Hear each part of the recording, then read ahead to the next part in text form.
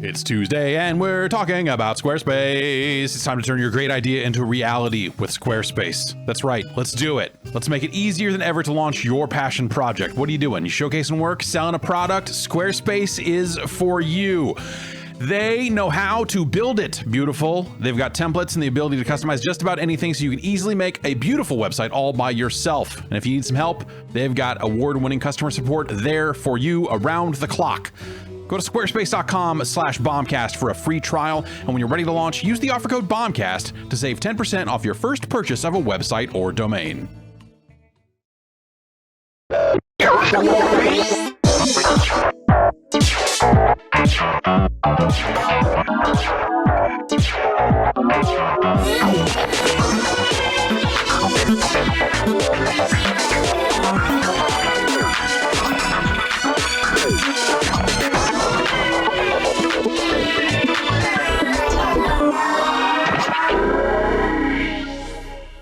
Hey everybody, it's the Giant Bombcast. It's May 10th. I'm your host, Glumbongulus.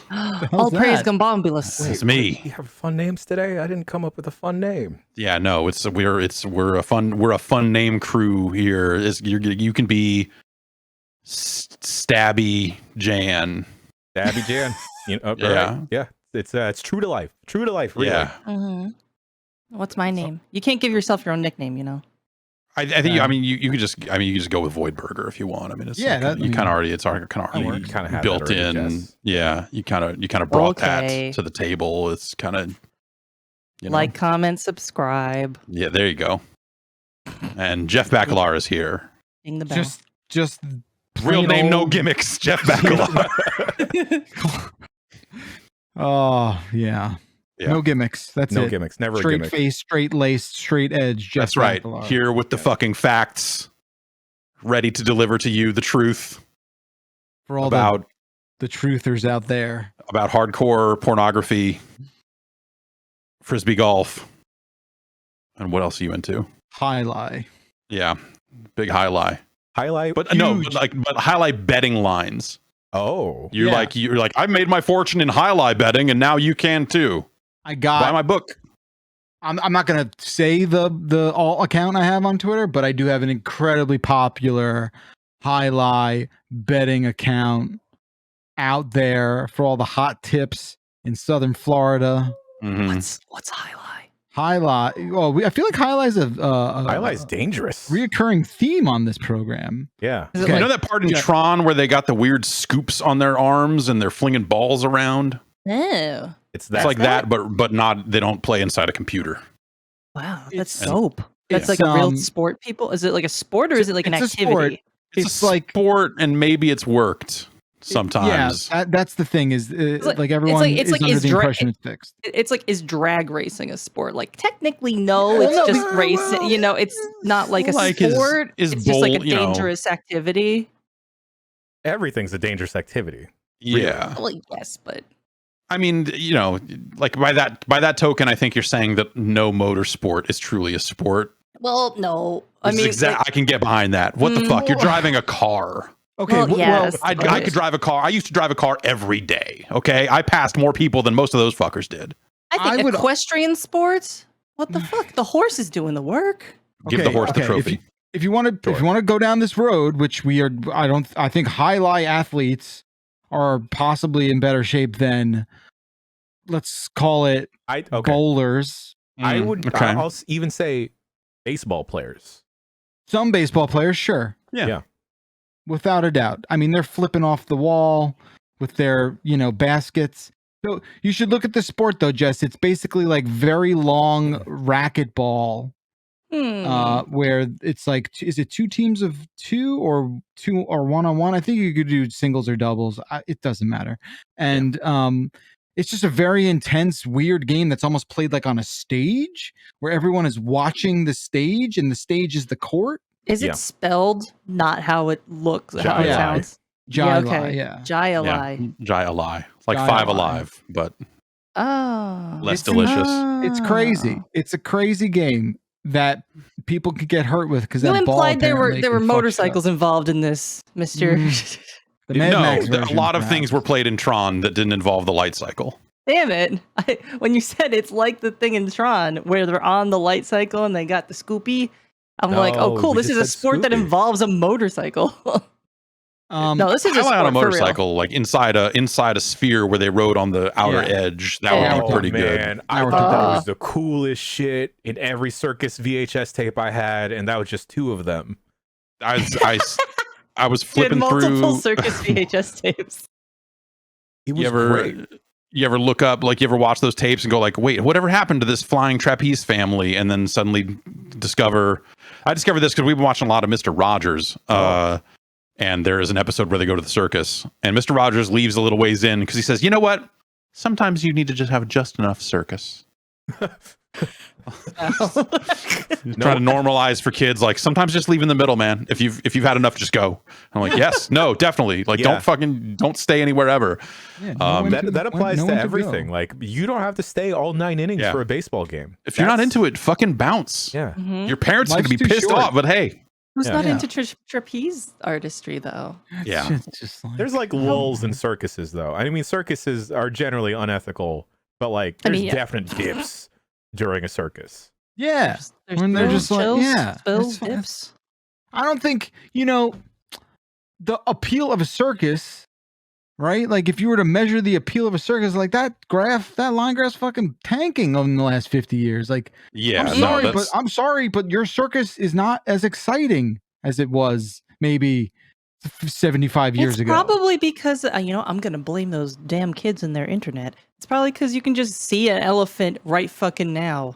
If you just go elephant on your keyboard, be like, sweet. There's an elephant. I don't need to see it in real life. There it is. An elephant in person is impressive for sure. But you're okay. I want my kids to see a giraffe while there are still those. Right. Oh, yeah, we got a zoo near me where there's giraffes. Is it plural? Giraffes. Yeah, just giraffes. Yeah, probably just giraffes. Giraffe.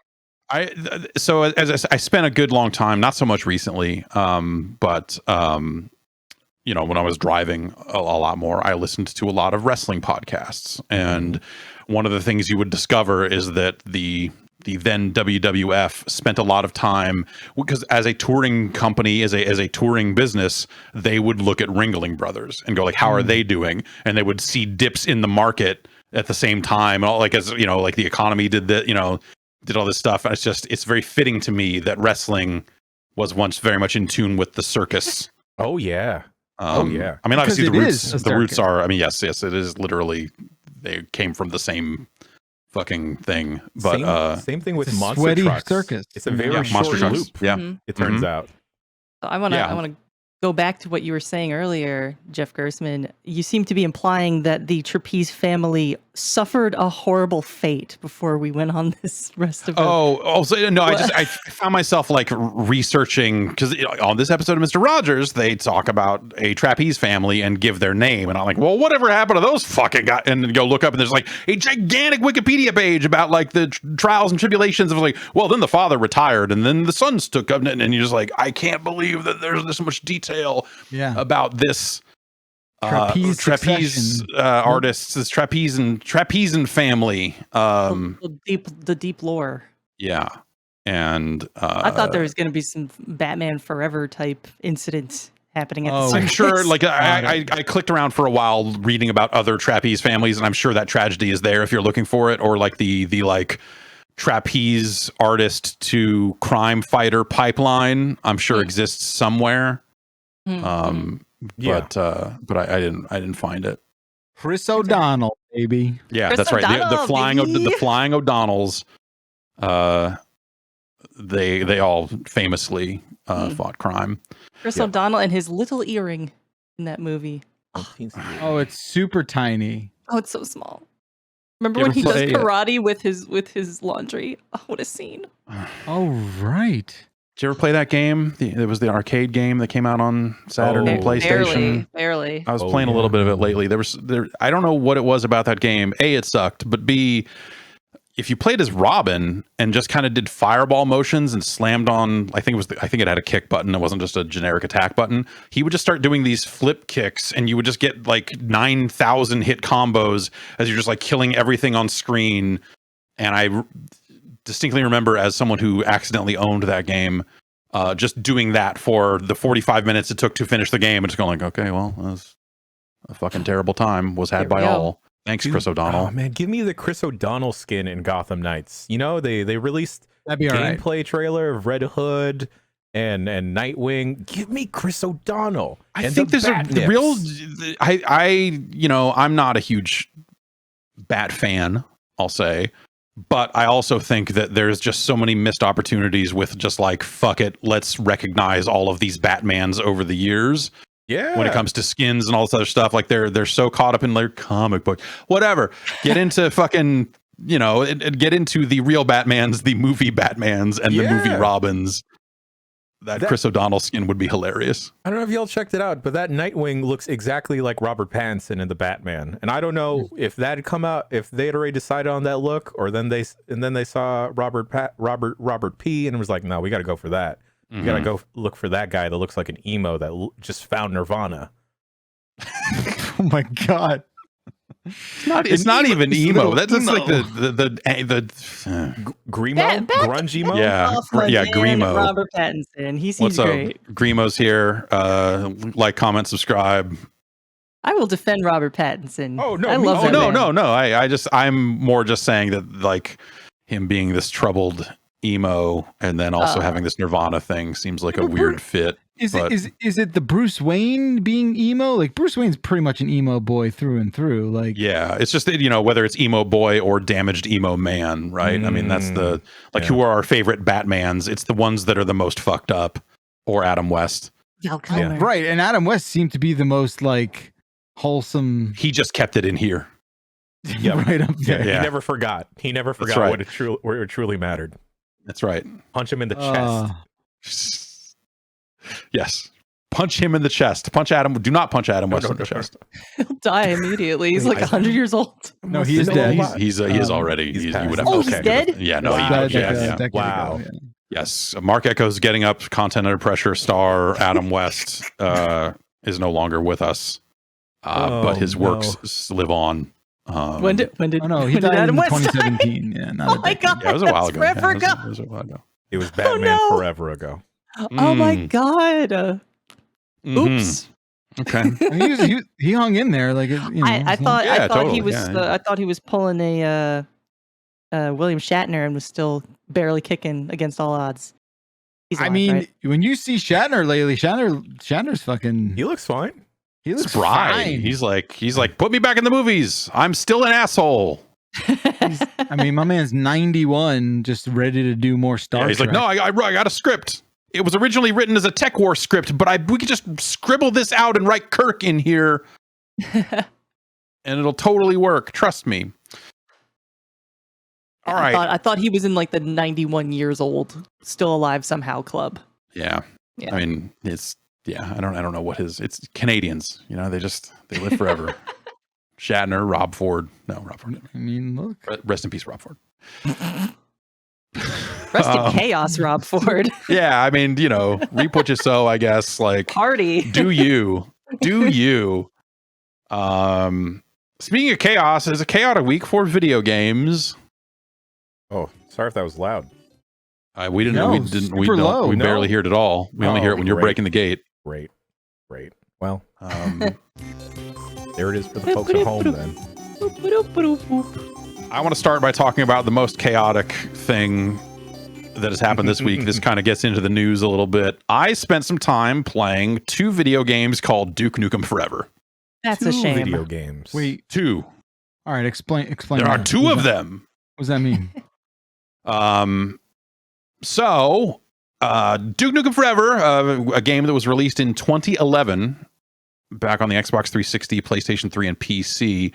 I fired up the PC version and played through the first hour or so of that game again to feel alive.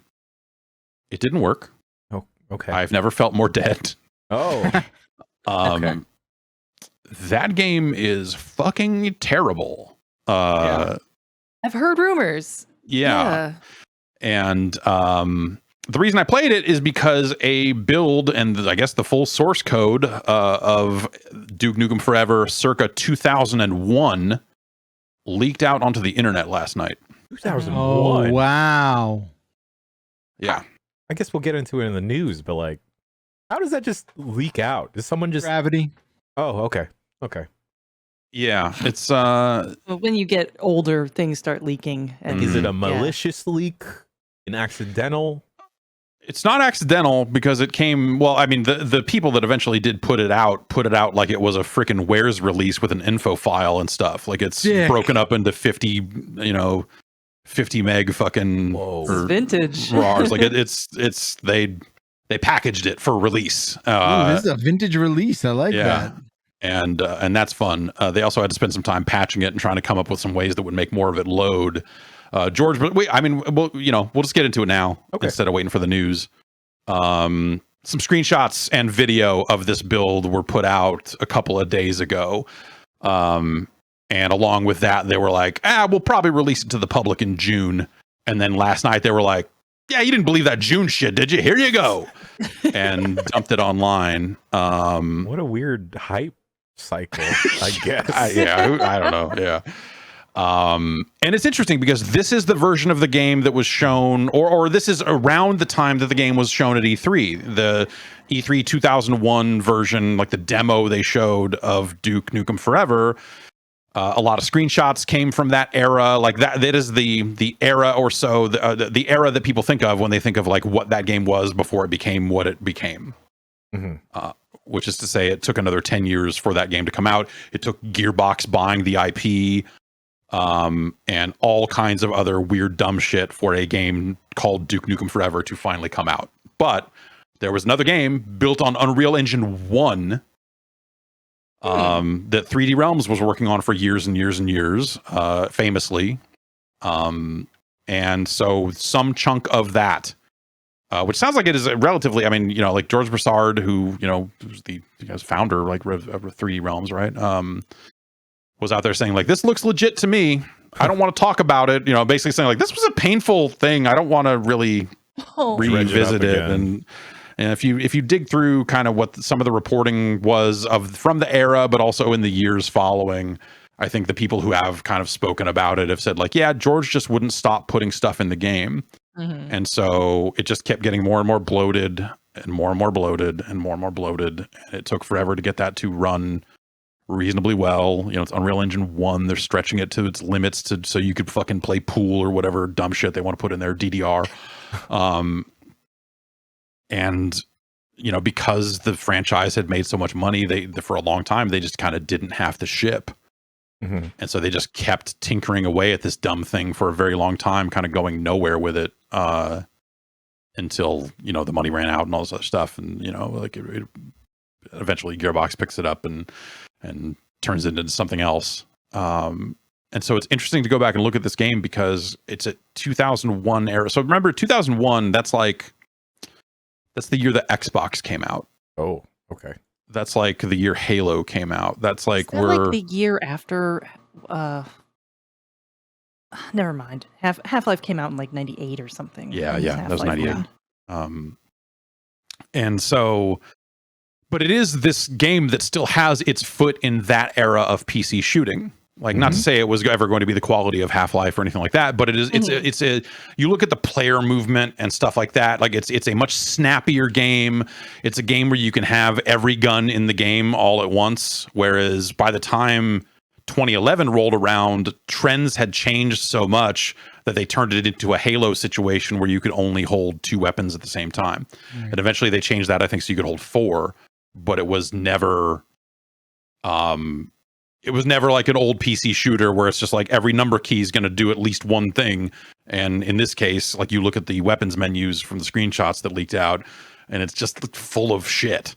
And in the way that shooters were at that time. And it's kind of fascinating to go back and look at this weird early 2000s era like every menu in the game just looks like a shitty Perfect Dark kind of, just like that era, that early 2000, like everything's italicized because it's the future, like that type of aesthetic on the menus and stuff, and then see them trying to cram a Duke Nukem sequel, or what they thought people who played Duke Nukem 3D would want out of another Duke Nukem game, which is such an insane concept. And so there's not a ton of video game to this leak. It is a bunch of levels. Like, it sounds like all the content that they showed at that E3 is somewhere in that build.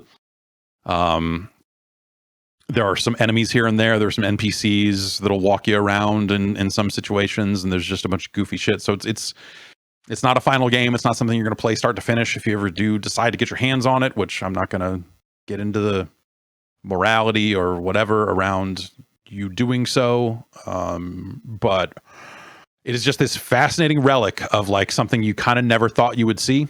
Yeah.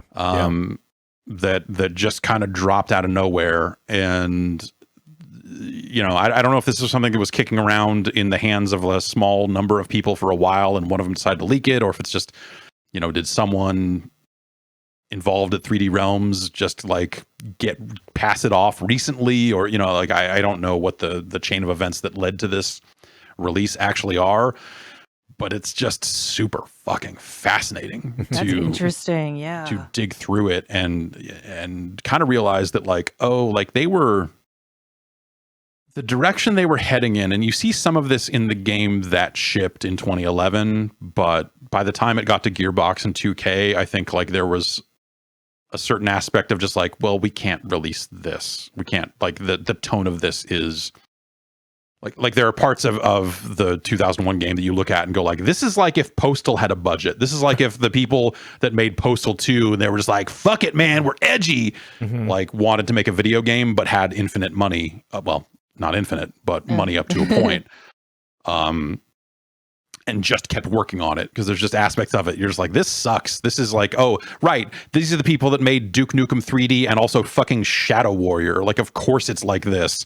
And they had huge success. So of course it's like that. There's like text to speech dialogue in there that they hadn't, gone and recorded real dialogue for. There's like a few lines from Duke. There's some captions and stuff like that. But it's just, so you can't really get the full... You're not going to get a full game story out of it and piecing together every little bit of dialogue. But then, maybe if you dig through the source code, maybe there's a lot more there that you just don't see. I don't know for sure. It's really interesting, though. Should we check this out for UPF or something? No, probably not. No, there's it sounds like that there's like full frontal nudity in some of the menus. Like, there's just a bunch of placeholder fucking weird shit in there that is probably maybe not the thing to stream. Also, I tried streaming it to a Discord last night, and it really doesn't like being run in a window and fucking just dies every single time. So it doesn't like being run. It does not like being run. All valid reasons not to do the thing I suggested. This app does not like being run. Yeah. Yes. For sure. But it's so fascinating to look at it, and as more and more people dig through this source code, there's been people out there on Twitter saying like, well, I'm going to finish the game and make sure that I'm going to put it together and put these pieces together into something and try to craft a real video game here. Good luck. Good luck. Yeah. You don't have to. You don't need to do fool. This. But yeah, it's fascinating to see it. And I think the most fascinating part about it to me is going back and playing the 2011 game and seeing just how much conceptually is still there. Like there's a casino that in the opening of that game called the Lady Killer Casino, and it's got this logo on the buttons, and like all that stuff is in that 2001 build.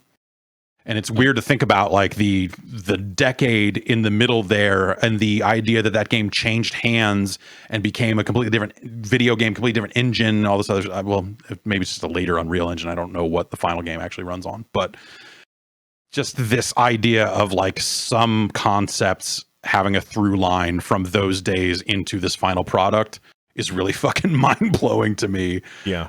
Cause you always figured, it's like by the time that thing resurfaced, they showed it off at PAX, and I remember playing it and just being like, what the like, all right. Like maybe this will end up being okay. It didn't seem great, but who knows? But it just seemed like such a different game. And when you look at the footage of the old one, you're like, this is something different. These are not the same products. But to see just elements of, like, whether it's the story or different characters or other stuff like that, like seeing those bits and pieces that somehow made it through that decade into the final product is really fascinating. It's also wild to see how games were. And like, it's just like that's a perfect time capsule of this is what first-person shooters kind of were, or an attempt of them. Right. It's like, that's like someone had to sit down and go like, okay, like we're in a new era of shooters. They were about to be, right? Like Halo changed expectations for like the mainstream audience, and there became this like, there was a rising console audience for shooters at that point. Once Halo came out. GoldenEye kind of did it to an extent too, but it wasn't really... Like the PC shooter market really wasn't what it used to be either. So I imagine being in that weird limbo, that weird mid period of like, it's pre-Halo, but Halo's right around the corner. People are very excited for it. Like, what is, like, you're in the middle of this trend shift, and like that build of Duke Nukem Forever seems very much on the other side of that chasm. What a of dark like future it could have been. Right. Yeah. Yeah. And it's fucking weird just to look at and think about, like, well, what if that game actually just came out early 2002? It probably would have been eaten alive because it would only come out on PC at first. Right. It would have, it would have been a year after Halo. It would have been like just the way that Unreal Tournament kind of just didn't. I don't know, because UT 2004. So like, there were still great PC shooters, competitive shooters happening by 03, 04. So maybe it would have had a shot. We're out somewhere in the middle of that like Half-Life 2 era. So yeah, it's does the name Duke Nukem carry that much favor amongst people, other than just kind of being now memed to death? Do you mean right now, or do you mean then? Maybe then for more sure. so, yeah, right. Then for sure. Like Duke 3D was a huge game, and and an awesome video game. I think people get caught up in like the Duke character. Sure. And that's the only thing people remember now is just like, oh, like what a fucking lame. That game's good. Yes. Yeah. That game rules. Yeah. Like what it did above and beyond what Doom was doing. Like I had a friend who worked at a computer store, and they had 4 PCs networked together in the back, and we would just go back there and play fucking 4-player Duke games all the time, because the weapons were crazy. It had like a trip mine. Like it just had weapons that like Doom didn't have. It was just like more thoughtful, weird stuff. And being able to play with those strange toys in a competitive game was really awesome. Like the gameplay itself, it's Doom, but you can look up and down, and that stuff's not awesome. You get a jetpack and you can kind of hover up and down, but it's janky as fuck. Changed gaming forever. Now looking up is like, I know, now so everyone's looking up. Everyone's looking up these days. Yeah. But yeah, like there were gameplay things that Duke Nukem 3D did that made it worth the attention. It wasn't just this meme factory or whatever. But now, like thinking about it now, like it's been 11 years since that last Duke Nukem game. Oh, wow. That was 2011 that game came out. I remember we went to E3.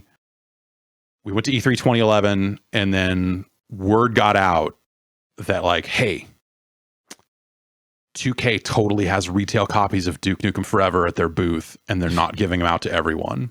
And we had already had our 2K appointment and didn't get one. And so we went back and found the guy. And we're like, hey, look, listen, you need to give us this video game. And they very much didn't want to, but they did. And so then I spent the rest of that show like, and it was very much like, this doesn't happen as much in video games anymore because everything's so digital and whatever. But there was very much an aspect of like, I only have so many of these, and I don't want to be hounded by every single person at this show for a copy. So I'm going to hand you this. Do not fucking show it to anyone. And a lot of review copies came with those sorts of things back then, simply because like so-and-so didn't want to get a billion phone calls from every single video game website in the world or whatever, however big or small. Anyway, we shook that guy down, got a copy of the game. Held him upside down. Yeah. And all the Duke Nukem copies fell out of his pocket. Right. And then I had to walk around the rest of that show with this cursed object in my bag. Contraband. Yeah, and I got home and played it, and it sucked. That's the end of that story. But like, just a terrible. And going back and playing it now is just like a good reminder of just like, God, it doesn't do anything. It's so slow. Like the opening to that game is a lot of like walk and talk. Like they learned all the wrong lessons from like, you know, what a Gears of War had done, and even what Halo had done by that point. It is. Arbitrary Water in chat says Duke Nukem Forever is a wretched, miserable game. That's exactly right. Oh. It's fucking abysmal. It is like, and at the time, I don't think anyone involved with it was saying like, it's out, it's going to be great. It was more like, this game we're putting it out. And that's exciting, it right? It exists. Get off our back. It's exciting that this game will exist. Like everyone had already written it off. Like no one was expecting Duke Nukem Forever to come out at that point. It was already like fucking whatever. Mm-hmm. And then when the rights got acquired and everything else, and Gearbox stepped in, Randy Pitchford said, "I'm going to wave my magic wand over this video game and it's going to ship." And he fucking abracadabraed that shit into existence. Let me tell you. but like to what end? And now we're going to get a Duke Nukem movie. Don't you remember too? Without airing too much dirty laundry, like there were scandals with like the release and review and just like all these things that like. I'm trying to remember, like around the Duke release. Like there was a very specific thing.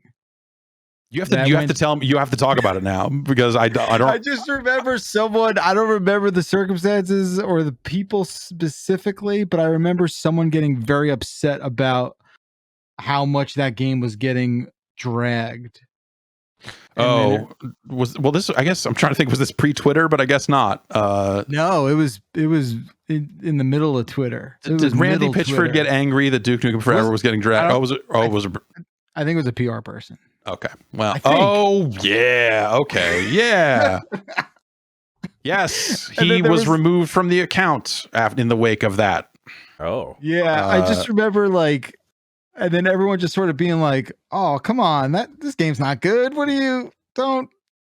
Yeah, it was very much like a quiet part out loud sort of thing of just like, well, I'm not going to send games out to these outlets anymore because they're so unprofessional. And like, all right, unanimous hatred for this thing that you got early. Like, all right, everyone. All right, yeah. That guy's a good guy. He still is working. He got caught in a bad moment there, but that dude is okay. So you mentioned the Duke Nukem movie. Is there any like news since 2020 about that, or I think that's all. Nothing like, official. Trying to look it up. It's like, is this really happening? Or I'm going to say yes. That's really going to happen. I mean, they finally made the Uncharted movie. There's also remember, TV like series. this is a post-Embracer Gearbox that is now finishing up the Borderlands movie. I mean, and they specifically went to go start a film division with Gearbox Entertainment or whatever it is. Like Randy, as he said at PAX, is a little bit Hollywood now. And so they're gonna fucking do it. They're going to make a fucking Duke Nukem movie in 2024. You know, who knows by the time. Look, I know this sort of like directly conflicts with everything we've been preaching the last, 6 months, but I would just like to say I fully nominate Chris Pratt for the role of Duke motherfucking Nukem. From my mouth to God's ears, please, God, Lord, who I believe in. I don't want John Cena to do it because I like John Cena. Well, no, I got bad news for you. Oh, I'm just what? Nah, that's okay. Gee, that felt real, but no, like seriously, Lord of Hollywood, please make it your business to sign and lock up Chris Pratt for the role. Lock him in the gym. Yeah, I don't know. I suspect on the other end of Peacemaker, John Cena is probably the perfect choice for Duke Nukem. Yeah. Do you think a Duke Nukem movie would be like a parody or I have satire? no idea. Or like what is it? What is that? What is that? Right? Like what is the angle? Yeah. Is it Duke Nukem is the only serious character, or like the only one who takes himself seriously? Some last action hero shit. Yeah. Is it going to be sad bastard Duke Nukem, who's ashamed of his misogynist past, or whatever? It's going to be fish out of water shit. where like He's Oh, the no. thing Austin is- Powers, but he like hates and wants to subjugate women. Oh I'm my just saying, like, god. Oh wait, like Austin Powers, weird, huh? Last Action Hero, right? Okay, he is this action hero in real Okay. life where he's just Yep. like, what the fuck? Nothing blows up, everything hurts. What is this pain? Huh? People die for real? I watch that movie. It's amazing. And then Duke Nukem comes into Earth. We'll just make him an alien. I don't know what we'll make him, but Getting I slapped by broke out of women the video hurts. game to fuck these bitches. exactly like, what do you mean I can't fuck like this car? there's- Right? It's gonna There's be like laws out here about Shake that. it, baby. Someone's gonna spill a that soda on is a alarmingly computer. good. Sparks are gonna show up, and then Duke is going to be materialized in the real world. What's gonna happen? Gonna be a And security he has, dude. and it's like a Pygmalion thing where his like female roommate that accidentally summoned him has to like turn him into a proper modern gentleman or something. We can't I give mean, these I'm gonna ideas out for respect these free. women, baby. Yeah. Dude, I'm woke I as remember fuck. He's like gonna get years canceled ago. mid-movie. I remember years ago. That'll be the there was, low like, part. some- That'll be him, like, milk was a poor choice. exactly. years ago there was some interview with like a bunch of different like indie developers being like, well, we asked some indie developers, how would you reimagine Duke Nukem? And Sam Barlow, the guy that wrote Silent Hill Shattered Memories, Her Story, War Games. Remember there was a War Games game Yeah. very briefly. There's a new one Not that I anymore. don't think it's out yet, but there's something. He's on something now, right? But Anyway. he's I got beef with this guy and how he writes and what he writes, but whatever. He suggested that I don't like know, he made the one good Silent Hill game. What's your beef?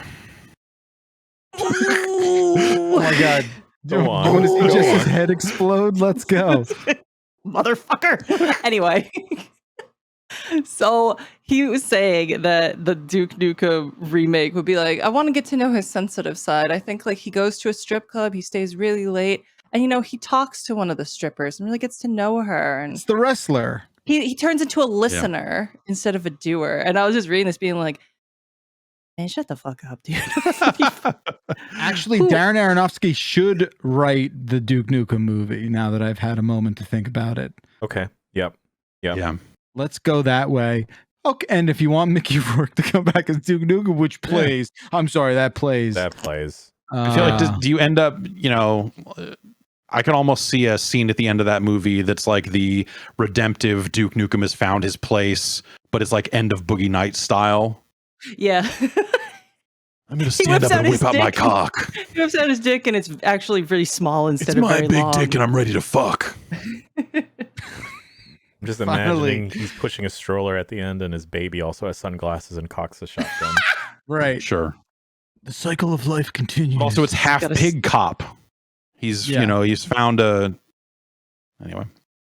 Mhm. I mean, look, now that we've written the thing, Cut Uh-huh. the check, Yeah. whoever. That's right, Randy. Oh Yeah. yeah, you can keep it. You can keep it. never mind. Yeah, it's a fascinating turn of events that's gotten people talking about Duke Nukem in a way that no one has in a very long time, and that can probably only be good for the franchise in some sick way. Yeah. So Now I want to check out Duke Nukem 3D. right, like no one knows where it is not public where this leak came from. I don't know where it came from, but like Part of the marketing. yeah, in some sick way, it's like somehow the best thing that could happen for a company that is probably going to try to make a Duke Nukem movie here in the relatively near term. Oh, it looks like there's a Those, script in these files. Huh. Oh, what's Those that? alien the NFL file was are the gonna file pay like for- USB stick. Alien medieval bastards are gonna times. pay for kidnapping my gay daughter who I love. That's the Okay, sequel. I could get behind that. Yeah, That's- sure. Why Yeah, not? like Yeah. like I said, it makes sense. That's redeeming. Duke Nukem is like in his mid to late 60s now, retired cop who's just on a different political spectrum Mel as Gibson. his daughter, like Jess said, who's also a cop. So I now, don't know now what it's like story you're we're trying just to this tell is here. like the Die Hard video Yeah. game sequel where they said Right. like you play as John McClane's grown daughter who's also a cop. And you're like, all right. And he gets dragged back in for one last romp. How does the Yeah, same he gets shit keep canceled. happening He to the gets same canceled his guy first day. 5 Back on times? back on the job. It could happen. Yeah. They stole my apes. It's just a big NFT guy. Oh, I see the best idea in the chat, and his daughter's voiced by Ronda Rousey. And scene. I'm just asking questions about Sandy Hook. Oh no, Jesus. Cool All that right. came out. Cool that Yeah, leaked. it's cool that came out. It's around. Let's see, Jan, you've been playing some more modern video games. Citizen Sleeper. People seem to be talking quite a bit about it. Oh man. Yeah, Citizen Sleeper. I mentioned it very, very briefly last week. I don't want to bore everyone by painstakingly describing all of the mechanics, but it is the developer frames it as like a tabletop RPG. So there's a lot of text, a lot of story, and you are making a lot of decisions based off of dice rolls. And of course, you know, the higher the dice rolls, the better it is. Lower, you're just gonna get effed into the ground. But the story that they're telling with it is absolutely amazing. And this is on Game Pass. It's on the Switch and Steam as well. This feels like a no-brainer to check out if you have Game Pass, because, woo boy, has this story made me feel all types of emotions and just straight up emptiness of existence and everything. And I don't need a video game for that. Come on. just made me feel like an existential crisis. And you know, the story is you are a sleeper, which is like a synthetic humanoid, and you're just trying to make ends meet on a spaceship. And as you progress through, there's a lot of intrigue that happens with the different interactions and the different relationships you're building. I wound up just marathoning it through last night because I was just in a part where all of the story bits were just kind of clicking off and everything. My playthrough was about maybe 5-ish hours long, and then I wound up checking like how many alternate endings there were, and there were 2 different paths for other endings that I didn't come across any of those people at all. And like I thought I'd met everyone I could possibly meet and like gone through these different trials and these different branching paths. And those 2 different story paths to different conclusions did not come across those people at all. And I was really upset that there was a part in my playthrough that I thought I had failed a mission, and I was like, oh no, I let them down. And then like it was after that I was like, well, no, I have to see this to the end now. And I think I got an okay ending there, but in between that ending, there's like 5 different story beats popping off with 5 different people I've met of these people making me question my own humanity while I'm playing this game about robots. And the writing is really brilliant. I think it's pretty much mostly done by one person. Most of the writing is done by one person, which just seems insane. But I guess, they're authors. People write books. That's not as insane. But the different systems and everything, it's amazing. And just the art style, I think I really clicked with because it is on like a derelict spaceship. I bounced off of Norco mostly because I just couldn't really get into the setting and everything, and I just wasn't clicking that well with the story.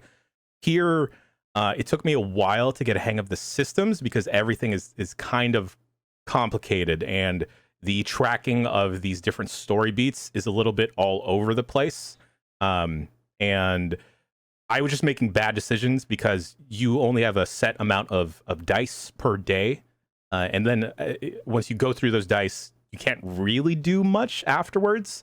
But that part wasn't clicking with me until maybe like an hour or so in. So don't be dumb like me. But even then, I was thinking like, I could re-roll and start from the beginning again because now I know how to do all this stuff.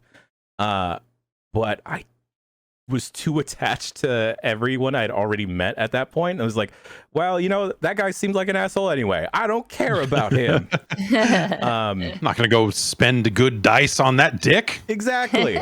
And then like I could have probably picked a better starting class because there is a upgrade you could get really early in the game to just re-roll your dice. I was like, you know what? Nah, it's cool. I'll just live with it. And then I got really attached to growing mushrooms in space. but yeah, Sure. it isn't too long. It'll probably take 30 or so minutes, and probably reading closer on the directions to get a hang of the different systems and everything.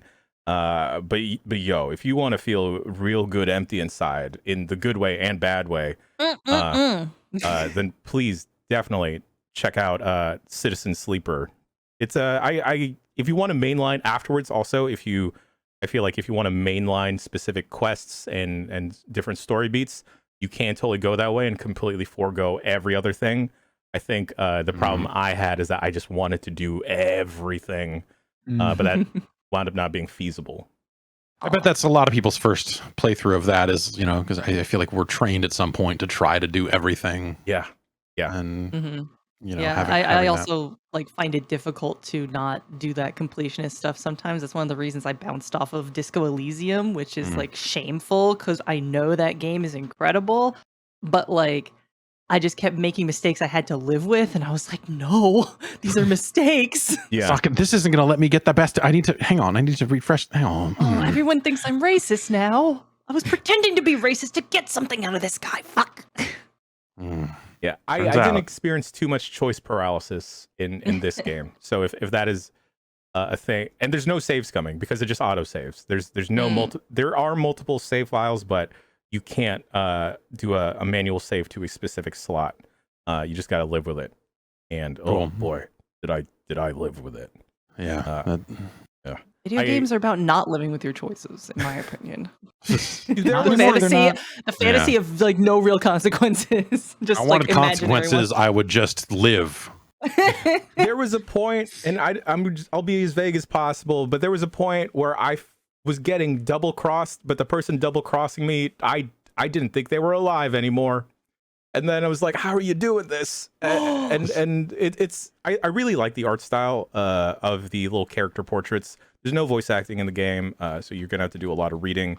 Character portraits kind of remind me of like a Brian Lee O'Malley, like Scott Pilgrim-y, futuristic grunge tech.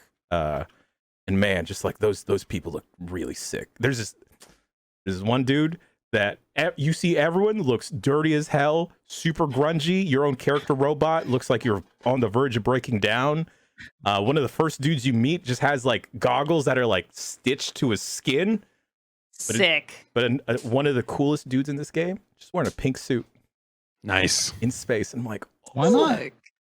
ooh, wow. Why the hell not? Yeah. Someone's got to do it. Yeah. Great. Please check it out. Yeah, I'm going to give that a look. Jess, you've been playing Sucker for Love. What is that all about? So I played a little tiny bit of Sucker for Love on UPF, and then I forgot to go back to it, and I had a scotch of free time, and I was like, what's probably little that I can bang out the rest of? And I haven't banged out the rest of it yet because there's actually like 3 different paths with different. It's basically a visual novel dating thing, but instead of cutesy anime girls, it's cutesy eldritch, horrible, unfathomable girlfriends. And they're all it's a funny game. You're doing lots of different rituals, so it's a lot of just like following instructions. I was gonna ask, was this the ritual game? Okay, I remember this one now. Yeah, it's a lot of different following instructions, but there's also like a lot of different path choices where it's like, oh, if I do this ritual now, the other girl will get mad at me if she finds out. So like there's a lot of like paths where it's just like you died, or you went insane in an eldritch way, or you were like you succumbed to the madness of the cosmos or whatever.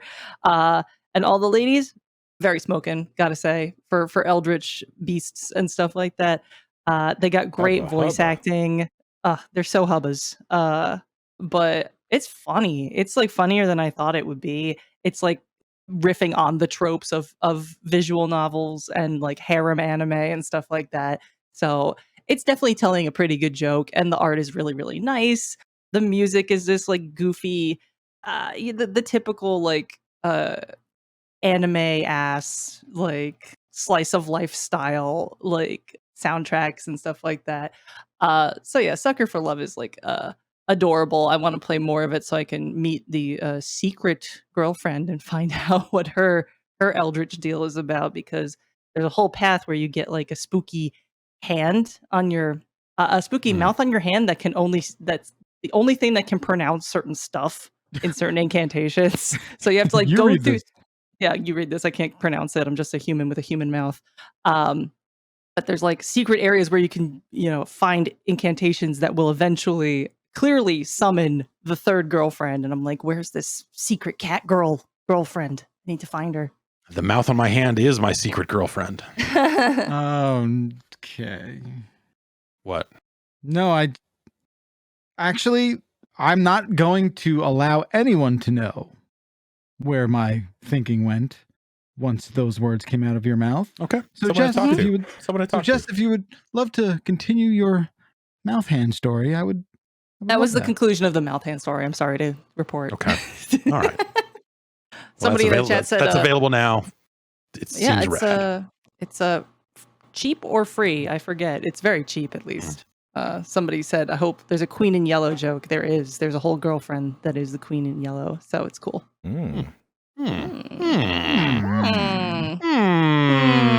Jan, tell me about Peglin. Yo, let's get pegged, everybody. Yes, Wait, finally. Wait, so What?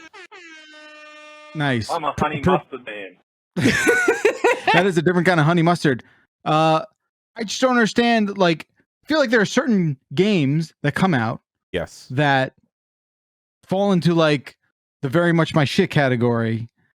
And when people don't say, hey, Jeff, you should probably look at this game because it's probably your shit. And then I have to like find out about it after the fact. I just want to have like a more open and honest conversation at the top where it's like, come to think of it.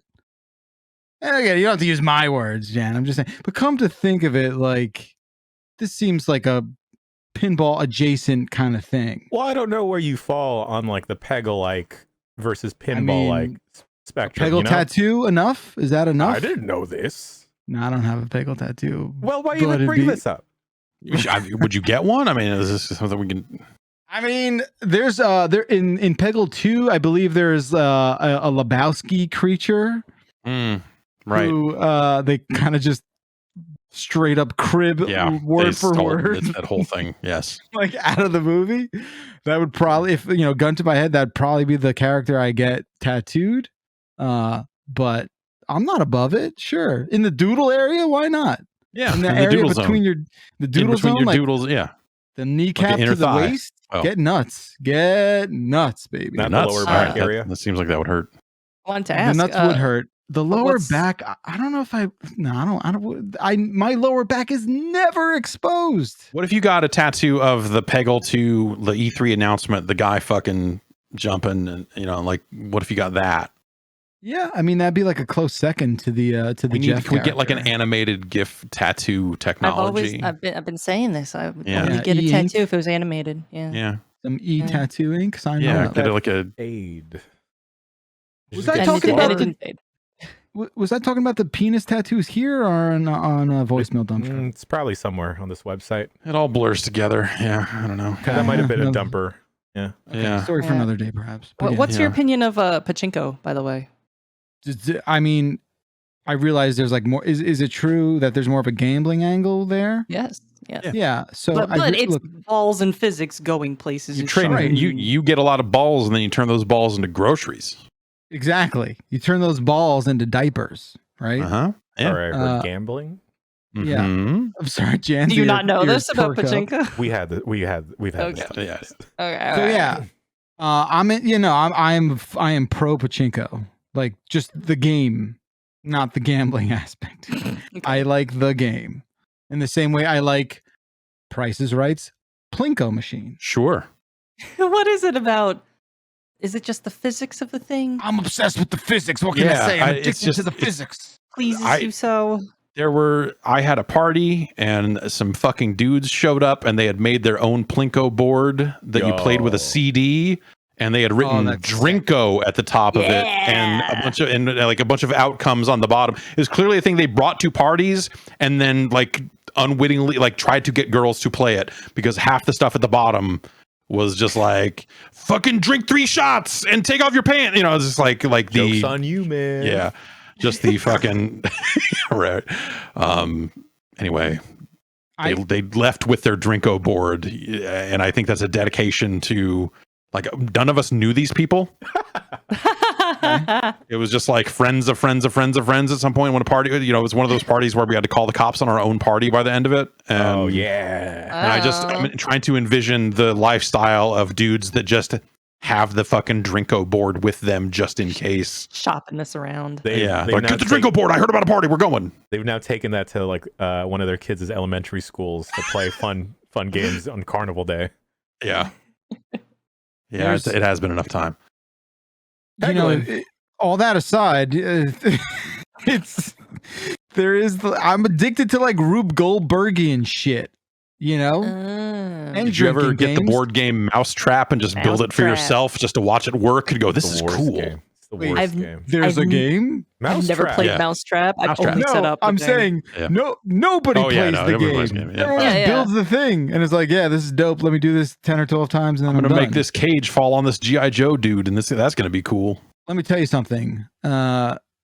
They've cheaped out on the materials in Mousetrap over the years. Have you recently purchased a Mousetrap? Well, he got it when he was a lot younger, and you take it apart and you're just like, holy shit, they took all the shit out. Like they took all the sort of, again, I don't want to be like old man shaking my fist at the sky, but it just seems, look, and it's I'm sure it's more environmentally aware now that it uses less material, but it also feels like shit. So I guess the ends justify the means, but yeah, it's wild. All that stuff is like 11 cents of plastic, and you're just like, okay. And you stare at it long enough, and it just falls apart in your hands, and you move on to something a little more exciting. Just got to 3D print your own Mousetrap parts. And make Super Mousetrap. It's 10 times as big. There's gotta be a what is it? What's that file? FTL file or whatever it is. Like I'm where sure someone has a set of that. How come the fucking why isn't there some fucking multimillionaire dirtbag YouTuber doing real life Mousetrap and printing those things at like 15 times size? There's gotta be. And where's the TikTok algorithm right now noticing that everyone on Earth loves Rube Goldberg? I gave away $10,000 to people that were willing to play my giant Mousetrap game. Oh, you live long enough and you become Wario. Let's hope. Let's hope. Peglin sounds cool. Yes, Peglin. If you've enjoyed Peggle because they're not making those games anymore, Peglin may be right up your alley, Jeff Backlar. It's a roguelike, so you are there's branching paths whether or not to start an encounter with an enemy, a mysterious event where you perhaps can get imbued with the spirit of lightning and get sick orbs. Sick balls, got it. It's still in early access, but for where it's at right now, I think it's a full ass game. I believe there's up to 3 worlds in it. There's no different characters, but as you progress through the maps, you are picking up different orbs, different balls with different abilities. Always go for the multi-ball, because multi-ball rules them all, right? Mm-hmm. Yeah, baby. But there's different synergies with everything, and the objective is not to clear all of the pegs on the board. It's actually to use the pegs to attack the enemies, because there's an enemy lane on top of the board of enemies slowly approaching you or just casting spells to try and kill you and everything. And you can target the different enemies. So if you have specific balls that can hit anyone or pierce people, you can do that. It can get very, very punishing, surprisingly. The first world, you can kind of rinse through it, no problem. But in the second world, I started to have a lot of trouble. There's an unfinished on the website right now that Rory and I did, and boy, howdy, were we cooking. We had a good build, bombs going off all over the place, multi-balls everywhere, just balls everywhere. Everyone was getting pegged in Peglin. Nice. Nice. And it does a neat thing also to just project like, hey, these enemies are approaching, so you want to just double check whether or not you're going to get your stuff kicked in. And yeah, it really made me realize how much I fucking miss Peggle, Yep. Peggle's great. Peggle's great. And Peggle 2 is great. There was a game last year that was a Peggle-like, and I can't remember the name of it now. but it was a similar situation of just like, what if we took Peggle and tried to put more stakes on it? Yeah. Like kind of a run-based Peggle, or but I can't remember what that was. I feel like it's only a matter of time before someone at EA goes like, oh yeah, I guess we should make a new Peggle. Yeah, I don't know, tie it into a movie or something. The Duke Nukem movie is the game, the Duke Nukem game to tie in with the movie is just Peggle. That's right. We dropped the FIFA license, and now here's Peggle FC. Oh, I'd play the crap out of that. Sure. The other interesting things about the Peggle boards is, normally in a roguelike, like a Slay the Spire, etc., you're choosing the specific path to go down. You have to shoot your ball into the specific path. So you could completely want to go to the right direction. You want to get like the treasure chests, or you want to just skip a mini boss battle. But just like in Peggle, get one bad bounce, go to the other side completely. It's really fun seeing how the different synergies work with the different orbs and everything. I believe there's like they're working actively on balancing the game, because a lot of folks are complaining that, it's kind of hard. I just want to hit these pegs. Yeah. I Maybe they just need to hit these pegs mode. Let me hit these pegs, man. And I think for right now, it's still in early access. It's only on Steam. But man, what I wouldn't do to have a Steam Deck by now and have this on a phone or a Switch. Oh man. Yeah, this is now thankfully replaced the I'm gonna have this running constantly game in the background, because for a long time that was Luck Be a Landlord, and I'm happy to say I've kicked that addiction. But I'm also unhappy to let everyone know that they're rolling out updates for Super Auto Pets. Yep. Oh. And you're just hopping from addiction to addiction in this life, aren't you? Yep. Just chasing Making that high. your rounds. Just anything to just put a little bit of light back in my eyes. Yeah, they busted the coke shipment at the border, so we're into meth this month. Sorry, all out of cocaine. Yeah, and I'm trying. And also I'm just trying to get Final Fantasy 14 going. Still chugging along of that. It's because I heard there's gambling in that. Someone showed me a mahjong game. It probably is there like a triple triad in there somewhere that you can play for money. Probably. For Gil. I don't know. What do you? I've heard that the mahjong in that game has one of the best tutorials ever. Like, it's a good place to actually learn how to play mahjong if you don't know it. Cool. I don't know that you know this. I don't know this. Yeah. Is a seasoned mahjong pro. Yes. All right. Why don't we take a break and we'll come back and talk about some news. There's like a lot happened. Yeah. There's maybe not a ton of depth in the news, but a lot of little things went down. So got your news. Come on back. We got that news.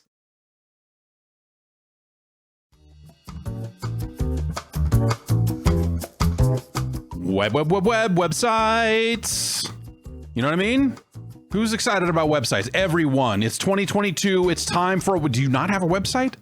I've got like 4. What are you doing? It's time to turn your dream into a reality with Squarespace, because Squarespace is making it easier than ever for you to launch your passion project on the web. Whether you're looking to start a new business, showcase some work, publish some stuff, sell some other stuff, whatever you're doing, Squarespace is the tool for you, and they can make it beautiful, baby. Oh yeah. They got templates created by world-class designers and the ability to customize just about anything with only a few clicks, so you can make that beautiful website all by your lonesome. And you can sell stuff online. They got analytics so you can see how it's doing, make some tweaks to see if it does better. Maybe it'll do worse. I don't know. Maybe you don't want to sell a lot of stuff. Maybe you're just an artist like that. What do I know? Everything's optimized for mobile right out of the box. There's nothing to patch or upgrade ever. They'll even help you buy a domain if you need that. You need help? They're there 24/7, but they've made it so easy you probably won't. Squarespace empowers millions of people to turn their great ideas into something real, and now it's time for you to join the club. Head to squarespace.com/bombcast for a free trial, and when you're ready to launch, use the offer code BOMBCAST to save 10% off your first purchase of a website or domain. That's squarespace.com/bombcast, offer code BOMBCAST.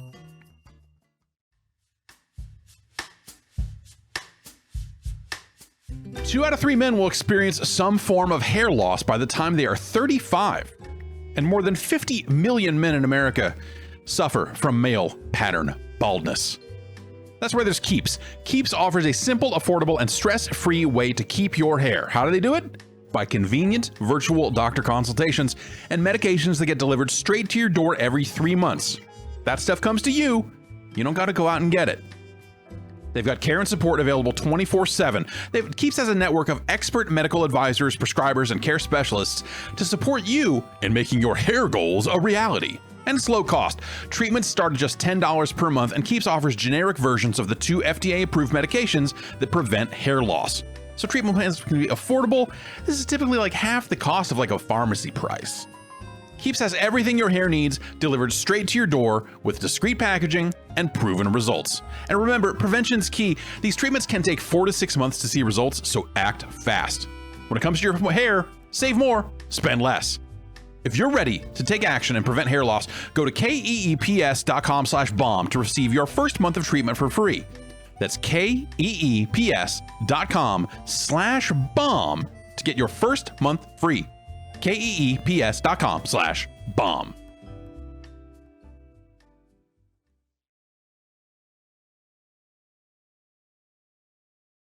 Who even am I? Who am What is a I? man? I'm John Valjean. Sorry. The crossover we've been waiting for. Les Mis and Duke Nukem. Yeah, John St. John is Okay. Jean Valjean. Yeah, that's all right. I don't want to see a musical, but I would consider. I don't want to go see. I don't want to see much of anything. What if Cats was all Duke Nukems? I mean, come on. Now What you're if- just like With buttholes. With buttholes, yeah. yeah. of I mean, course. you're just creating the most desirable way to ingest Duke Nukem. Or Cats, depending on who you ask. Mm-hmm. Fair, Two fair. tastes that go great together. That's right. Let's get to the news. Mm. The gayest thing and the most macho thing together at last. Which one is Finally. which? No one knows. No one knows. Unclear. All right, in the news this week, Fortnite. You can play it on a phone. What? Finally. They're letting people play this game on phones. This is an interesting workaround that is, I think, probably a pretty good thing for Microsoft to do. It's an interesting test. So what they have, they're making Fortnite totally free on Xbox Cloud streaming. Now, normally that's something you have to be all subscribed to Game Pass and all of this other stuff to get involved in any of the Xbox streaming stuff. They announced last week, hey, you want to play Fortnite? You can just do it. If you have a Microsoft account and, you know, an iOS device or an Android, you know, like whatever, phone, tablet, PC, like it doesn't matter. You will be able to just do that for free.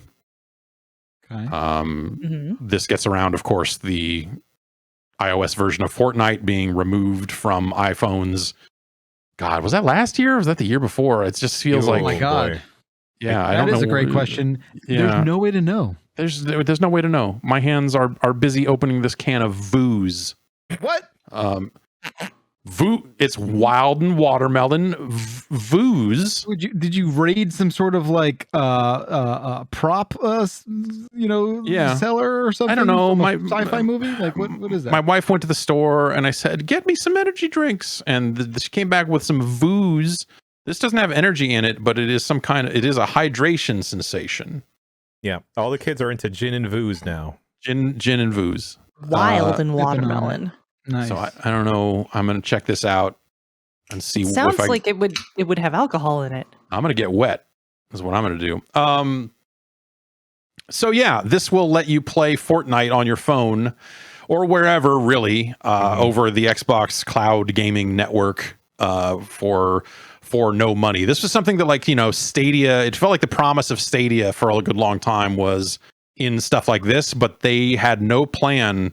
I remember when Stadia was getting off the ground and they were trying to do deals and get games on the service. They had no plan for free to play games because their whole thing was like, we need to sell the game to make money on streaming it. Otherwise, if you can just stream a free game for free, that's money out the door all the time. Yeah. Microsoft is like, no, we're getting people in this ecosystem. And then I assume, you know, they get their standard cut on cosmetic sales and whatever else V-Bucks related. Sure. I'm guessing there. I don't actually know, but It just seems like a no-brainer, right? totally. Like you look at it and you're like, this seems like a super smart thing for Microsoft. This gets more people to sign up for Microsoft accounts that may not have one already. This maybe gets them to go like, well, that's the risk, right? Is this maybe gets them to go like, oh, what other games could I be playing if I had a paid Microsoft Game Pass account? I've already done all this stuff. What other games could I play?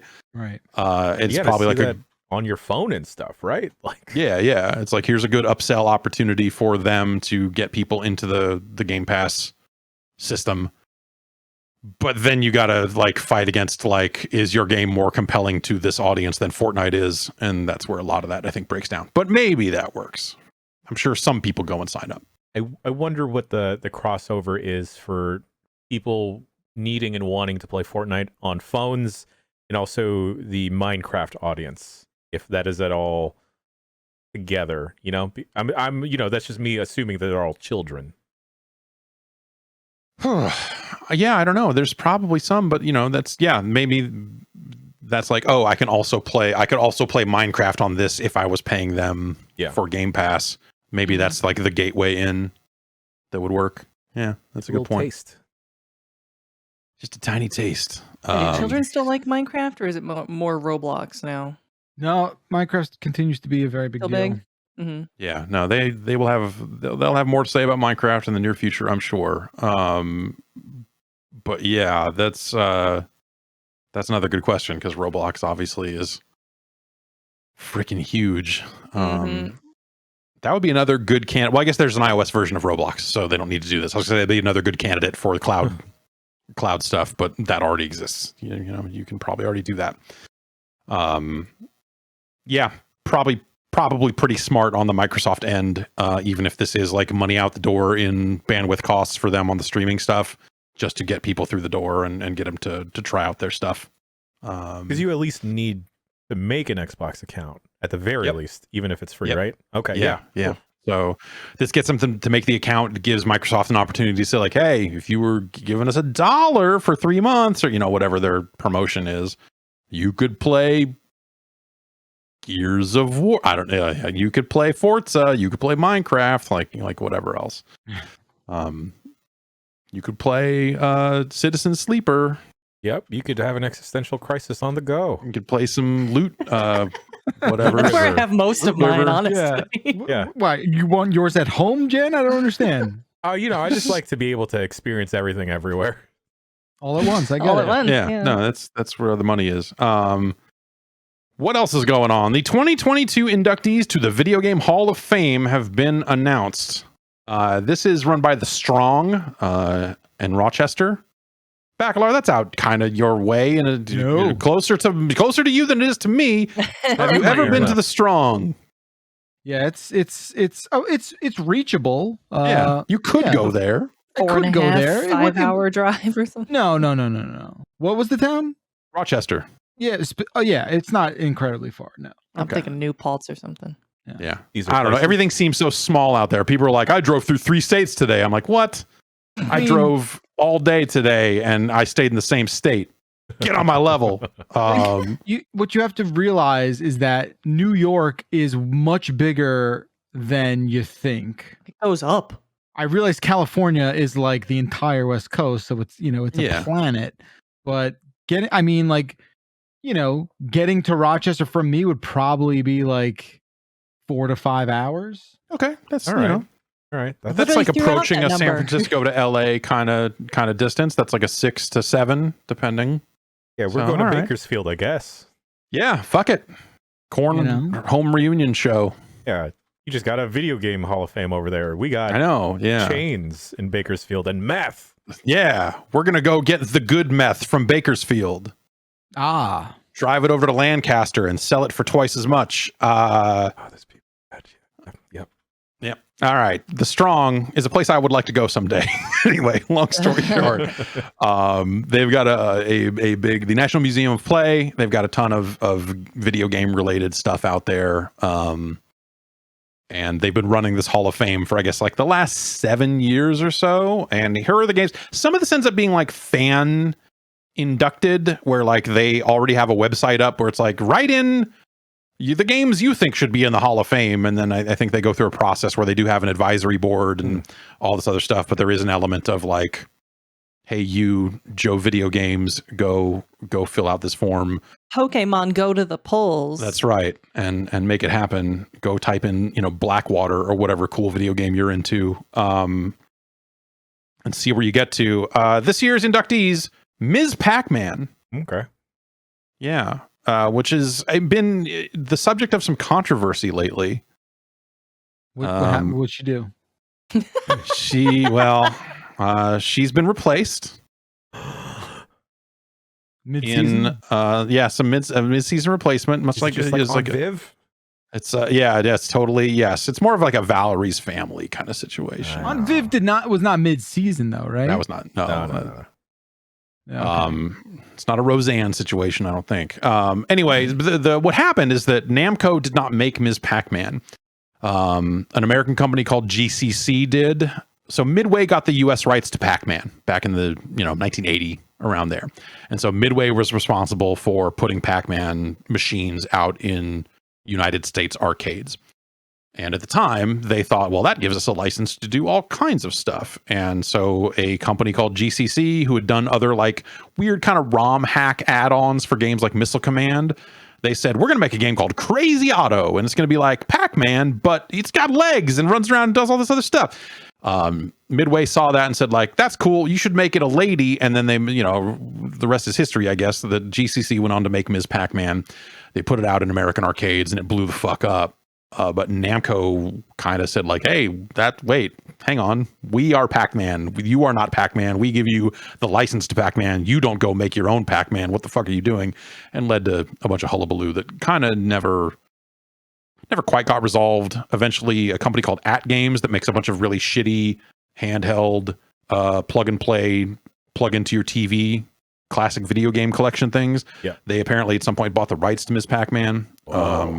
From whoever owned it, whatever remnants of GCC there were.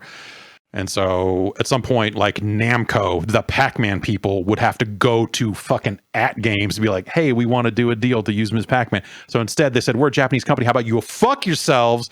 And in this upcoming Namco compilation that's coming out, they have redrawn Ms. Pac-Man in Pac-Land, which I believe is the 2D, the side scroller thing. What does she look like now? They just, it was like a real quick kind of sprite hack where they changed some colors here and there, and like relatively minor changes. Not like but I think they gave they've her boobs and a ponytail or something crazy. No, but they gave her like a slightly different name. I think that she's referred to slightly differently as well. If I'm getting this right. Mrs. Pac-Man? I don't know. It might be a Mrs. Pac-Man or Madam a Pac-Man? Pac Lady, Pac Wife. I don't know. Man. Pac Madam. Pac Madam's a different, a very different thing. Anyway, Mommy Pac. That's neither here nor there. Ms. Pac-Man is a hell of a video game, improving upon the original Pac-Man in several major ways. Yeah. And it is now going to go into this video game Hall of Fame, which I'm sure on some level the people at Namco are fucking pissed about. Because Namco would then respond with Super Pac-Man and say, this is the sequel to Pac-Man. And I think later on, the creator would be like, that game was no good.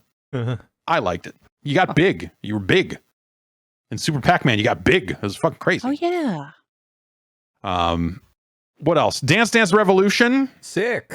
Is going into the Video Game Hall of Fame. About time. I know the Video Game Hall of Fame is only 7 years old, but it's about time. This is that's a first ballot Hall of Famer, God damn it. And it's... They're just, they sometimes they pick individual games, sometimes they kind of just pick franchises and stuff. So like they're right up for DDRs. Like there's been over 100 of these since 1998. Oh, okay. Yeah, I was gonna ask just if it was on that merit. specific Revolution or remix DDR No, deal. I probably. What would you pick if you had to pick one? I'm picking third mix personally. Oh, it's second. The one before that. Okay. I'm picking. Hang on a sec. DDR Max 2. All right. Good. Pretty good. Yeah, I'm with you, Jess. Yeah. Yeah. Okay.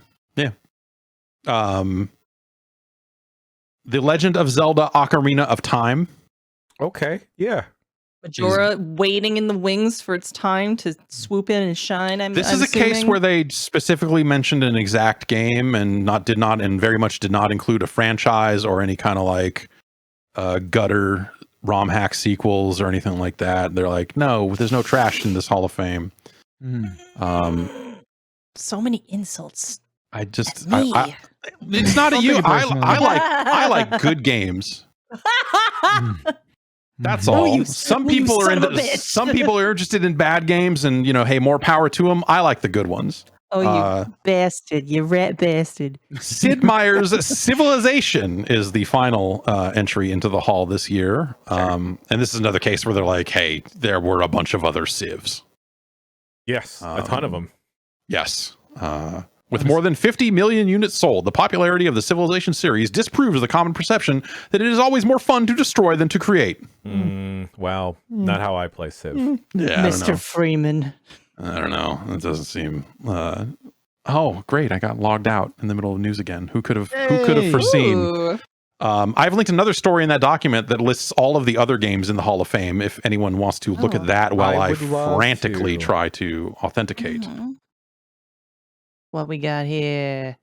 Let's see. In no particular order, there's a full membership of 36 different games. Tetris, okay.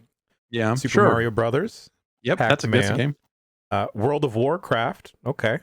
Mhm. We got Doom, Pong, GTA 3, The Oregon Trail. Okay, so when they say Legend of Zelda, that is that specific title, not the series. That'd be interesting because I bet when they wrote that up, they wrote up The Legend of Zelda is fantastic. No, that's if you scroll down, there's actually like further down the bullet point list is specifically Ocarina of Time. So they've already put the franchise separate. We don't need to go through the whole list. It's up on Polygon if folks are interested. But I think my standout here is Microsoft Solitaire. Yeah. Holy smokes! What a That's game! Yeah, Where's Well- Tennis for Two?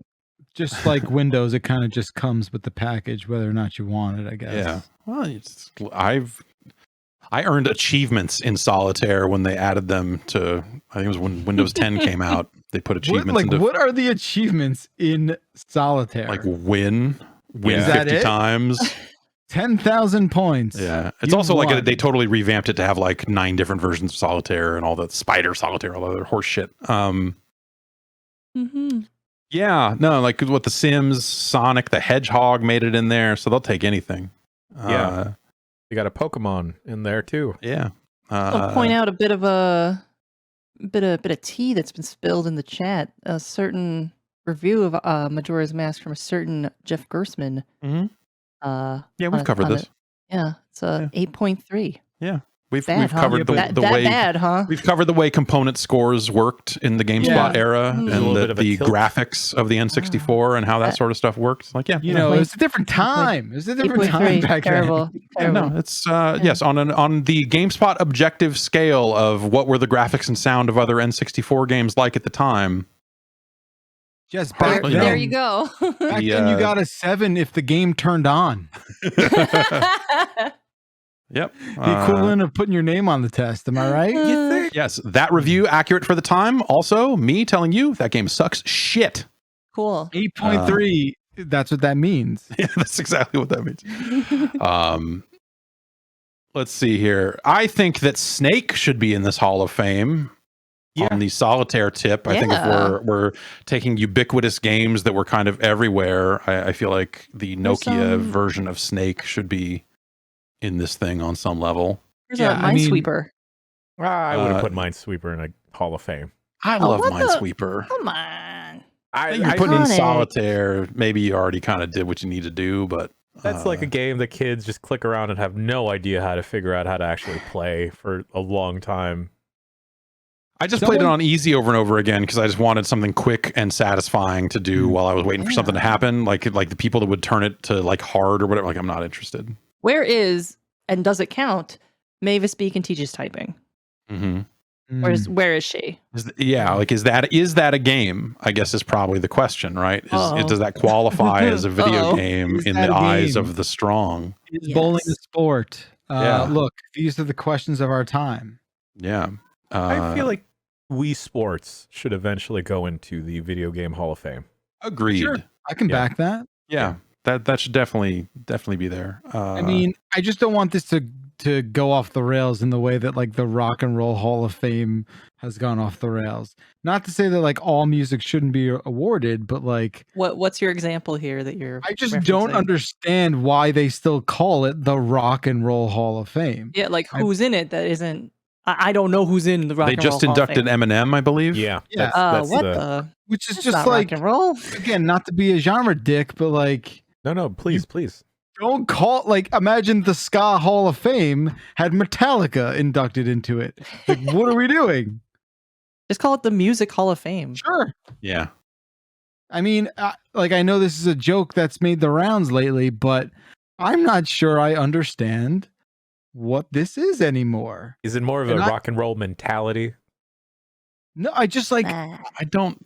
they're using the word rock and roll, which I don't have any emotional attachment to, but they're using that to like just describe all music. Mm-hmm. Here's Any who artist and all music. It's weird. Here's who they inducted in 2022: Pat Benatar. Oh, fuck yeah.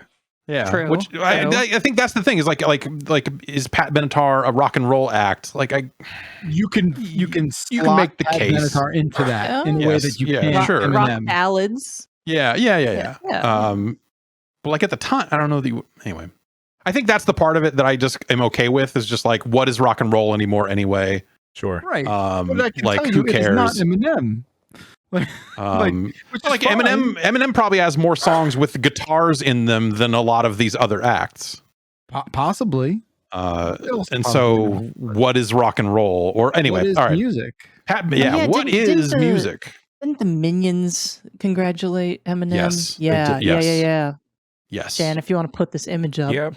There's some actual tie into that I don't know. Is the Minions I also Eminem feel and like the Minions if I movie? was an artist who decidedly did not make rock and roll music, and then I got inducted into the Rock and Roll Hall of Fame, I'd be like, well, that's interesting. You know, it's the music industry at that point. You're just like, okay, yeah, thanks. totally. The music industry has honored me in a Hall of Fame kind of way, and Right. this is This close. is This is the ignorant. only thing they have. Yes, they should rename it, but like this is a more identifiable name for them to use. So what do they got? They got Pat Benatar, Duran Duran, Eminem, Okay. Eurythmics, Dolly Cool. Parton, Oh, Cool. yeah. Didn't Lionel Dolly Richie. Parton, don't nominate me. I'm not rock and roll because she's country. I believe no. she did say something to that She's so effect. But fucking she cool. is still on the list of the announcement. She's so cool. Carly Simon, Okay. which you don't have your rock and roll conversation. I feel like Carly Simon is another good place to have it. Harry Belafonte, Oh, Sure. Shake Yeah. some more. Elizabeth Cotton, Jimmy Jam and Terry Lewis, Judas Priest, Alan Grubman, who I do not know who that is, Jimmy Iovine, the headphones guy, and Sylvia Robinson, who I think was the person who put out the Sugar Hill Gang album, single, whatever it was. I want to say she was affiliated with that. Yeah, I don't know. That's that seems like an okay list, but yeah, I mean the name means nothing except for Just call it good music. yeah. The Good Music Hall of Fame. we can They protect already- the video game sanctity Hall of Fame, the sanctity of the video game Hall of Fame, though. We can Yeah. do that together. Exactly, yes, and that's Have why the Mavis chance. Beacon Teaches Typing goes in. God damn it, Thank All you. right. Yeah. it's the only real video game. Let's see here. We talked about Duke Nukem a lot. Sure. Learned a lot. Yeah, learned a lot about ourselves. Go back and rewind and catch that in the archives. FIFA and Electronic Arts have made their split official. This has been rumored to be happening for quite some time. The rumored title is all true. They are in the 2023 game from Electronic Arts will be known as EA Sports FC, which I guess the right people will understand what that means. That I feel like that I only know what that means Football through club. Yeah. That FC means soccer. Yes. I EA mean- Sports FC is a really weird. I If you know what it is, you know what it is, and of course, like millions of people do. and And like also, the there's going audience to for be this a guy game would. playing soccer on the cover, so Yeah, I think yeah. you suss Yeah, out like- what's going on there. Yeah, I would imagine every person who has ever purchased FIFA. I mean, maybe not. I just feel Could like we at least XP write soccer feels- on the box? I'm that marketing guy in the meeting. Go like, can we put soccer on it? We have to sell this in America Also too, known right? as soccer. Was Yes, aka soccer, association football. Wasn't it called like FIFA Soccer at some point? Yes. But not in a while. Yeah, not for a while, and probably not overseas. I bet that was Right. Oh yeah, no, only no something way. they wrote on the boxes here, if I had to guess. But Like, we did a very bad thing with that word soccer. Like that is the grudge that will never go away. I wonder where it came from. I think it came from there. it is, yeah, because Europe? it I was think so. association football, and the association, like the letters in there, What? formed soccer, which is insane to me. That's how you know it probably happened a very long time ago, because you hear that and you go like, what? That's an insane thing that no Yeah. normal Why are they human so would come mad up at with. us And for so- it? In a Yeah. way, but we've owned it in the most irritating of ways. I feel like Huh. that it's I learned from backfired. you. Yeah, exactly. I Only went to thing a we restaurant took from you. in, Yeah. let's call it 2012, 2013, 24, somewhere in there. And they had written on all their receipts. It was like, here, you get the standard receipts, like the name and address of the restaurant, blah, blah, blah, blah, blah. And there's like room in there for whoever's fucking working the register to make all the receipts say something. And this just says in all caps, football is soccer. No, I'm sorry. It says soccer is football. And it was not necessarily a sports bar kind of place. Nope. It was just like the owner of that place just had just needed to get something off their chest. Had a So every statement. receipt said it. I guess Um, speak your piece. Yeah. That's it. Anyway, the New York Times reported on this as EA was putting out their own press release. It sounds like that they had a lot of negotiations back and forth with FIFA. And according to the New York Times, FIFA basically wanted twice as much money, at least. And they were getting Crimes. $150 million a year from EA already. Which is So, FIFA, an organization everyone respects and loves. totally above board. Yeah, and I guess on the EA side of things, the other part of this was FIFA was like, also we want to be able to license the name out for more than just your video game. What? Because hey, we want to make a mobile game, we want to do this, we want to go do FIFA cards over here, we want to do a We FIFA want role-playing game. money. Yeah. To which Games then make EA says money. like, wait a minute, like that's our good name you are dragging through the mud whenever you write FIFA on another video game that turns out to be an even bigger scam than ours. So EA said fuck that, and they are going to rename the game. EA holds enough different licensing agreements with different football organizations, your UEFAs, your Premier Leagues, your La Liga, Sure. and so on and so Okay. forth. That they will still have it sounds like they will still have the majority of the teams and faces and likenesses and all the other stuff that a player of that game would probably want. It'll just be that you'll have to go into a store and not get a game that says FIFA on it. And then this will get more complicated probably in another year or so whenever FIFA does do a new deal to do a new console game. Mm-hmm. That there will then be a game on shelves called FIFA again that is not the FIFA you know and love. Wonderful. And so that'll be interesting times. Is there room in the world for more soccer games? Yeah, I think so. Yeah. Probably. Konami had one. It used to be I a love two. that one. Yeah, there used to be two. There was Konami had Winning 11, and then EA had FIFA or Pro Evolution Soccer, whatever you want to call the Konami game. Yeah, and then Konami got into the business of not making video games.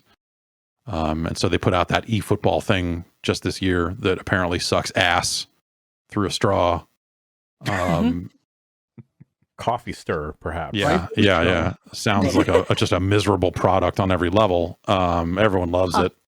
And so, but they backed away from the direct competitor to FIFA, largely because they couldn't get the licenses or their license agreements expired. And they were like, hey, we don't want to keep spending this money to do this, and let EA go bid on it. And so that kind of in some ways set the stage for this. And yeah, I don't know. All this was kind of known to be happening, but now it is on the table. The current deal will end next summer. So presumably that would mean that the game that comes out in 2023 will be the one called EA Sports FC. FC. Say your last precious Alright. words to the franchise FIFA. Do you think they're just going to straight up This call it year. FIFA still? I mean, people will walk into a store and say, "You got that FIFA," Yeah, and they'll hand over the FC game. Yeah. And Yeah. that'll be that transaction.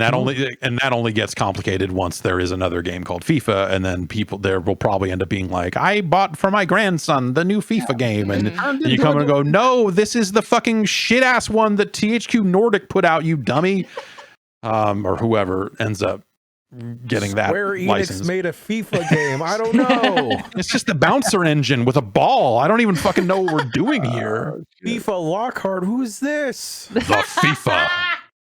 FIFA Lockhart's what they call that unofficial statue. They couldn't call it Tifa. I can't use that as a thumbnail though. No. Please. Is that one of the thing is- news items? That Nope, that statue? No. What a shame. That thing is explicit And expensive. and expensive, explicitly expensive. And very, very hot. Halo Infinite Season 2 is upon us. This, I believe, launched last week. It is in pretty rough shape. Mm-hmm. The Halo Infinite has been very interesting. It has been nothing but complaints. It's like, I feel like as a player who kind of dips into it and plays quite a bit of it and then goes away for a while and comes back, like, it's been fine. But the ongoing, hey, I want to play this game every day crowd seem like they have just been getting one raw deal after another.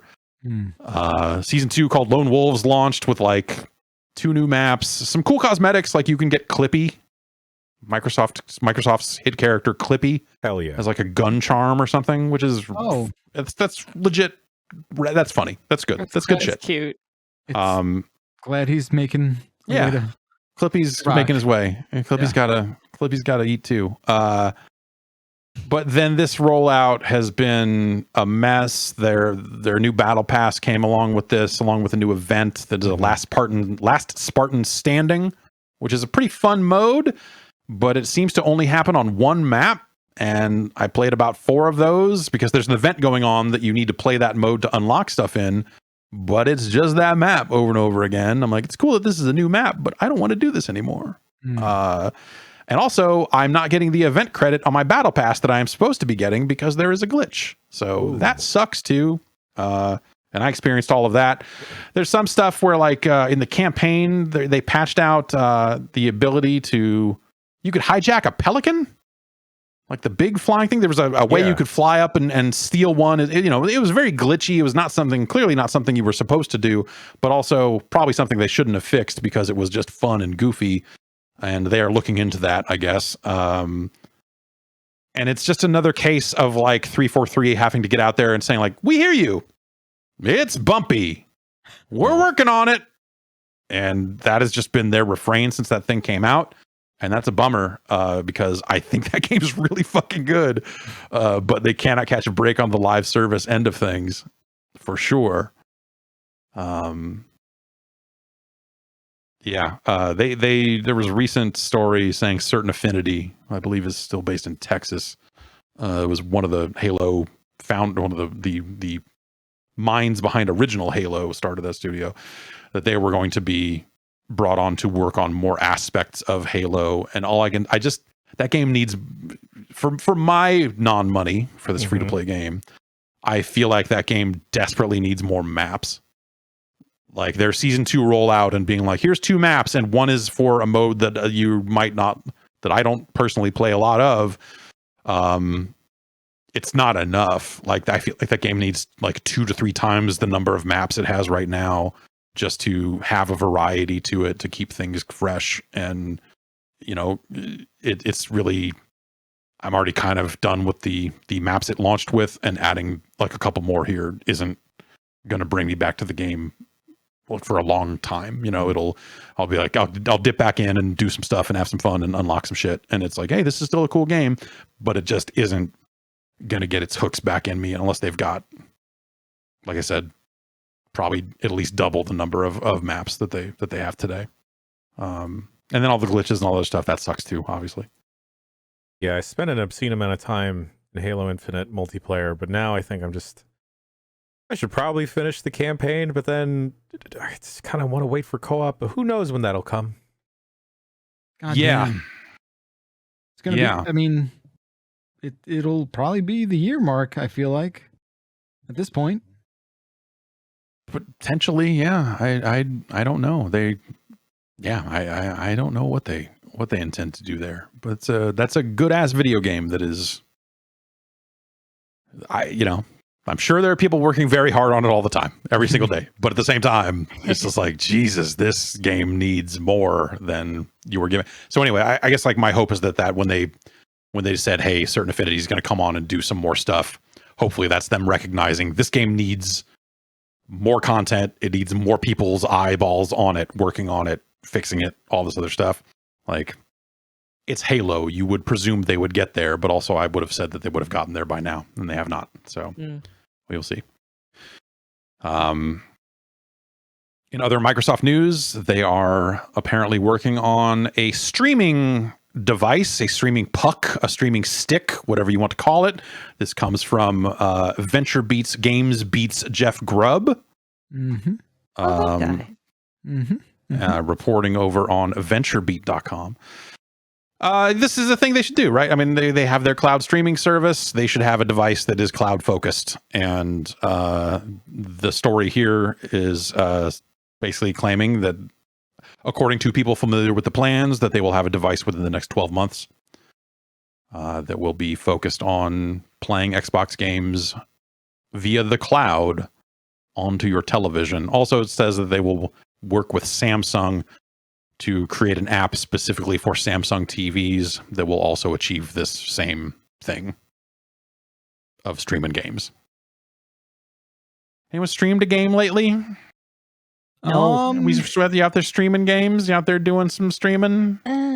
Yeah, I feel like I've done some of the Xbox stuff relatively recently when they opened it on consoles, right? Yeah. I just don't find myself in a situation where that becomes, I feel like for me, the cloud gaming solution is the worst case scenario. Yep. Where you're just like, I am in a very unique situation of either I'm on the go and it's just not feasible, or I must play this game now and can't wait 25 minutes. Right. Yeah. So I have not played any. I think it's a good streaming safety games. net is how I classify it at the moment. Yeah. It works seems good like enough, you know? Yeah, like I guess like it's almost they kind of, through no fault of their own, they were rolling this stuff out as everyone was staying home all the time. Well, yes, And I also think when this stuff was getting real hot, and I remember the last E3 that I was at, Microsoft was showing off, I guess, some sort of prototype version of it at the Galen Center after their press conference. And I remember I played Gears and Forza there. Yes. At that thing. Yeah. Right. And I just remember that point in time being like, everyone seems to be competing for this sort of like claim, to be this ability to have this claim, but I don't feel like any of them take it more seriously than that, in a weird way, because it was more about making sure you had this sort of offering, but not exactly it being a pivotal, institution within your business model. Yeah. Right? I remember at the time, the part of it that made a lot of sense to me was their desire to like reach a lot of markets where maybe they weren't going to sell a lot of Xbox consoles, but everyone had a phone. They were like, hey, in Brazil or wherever, other parts of the world, this has the potential to be totally huge. And we want to make sure that our cloud centers in those locations are good enough to do this and ensure that people can play stuff on their phone.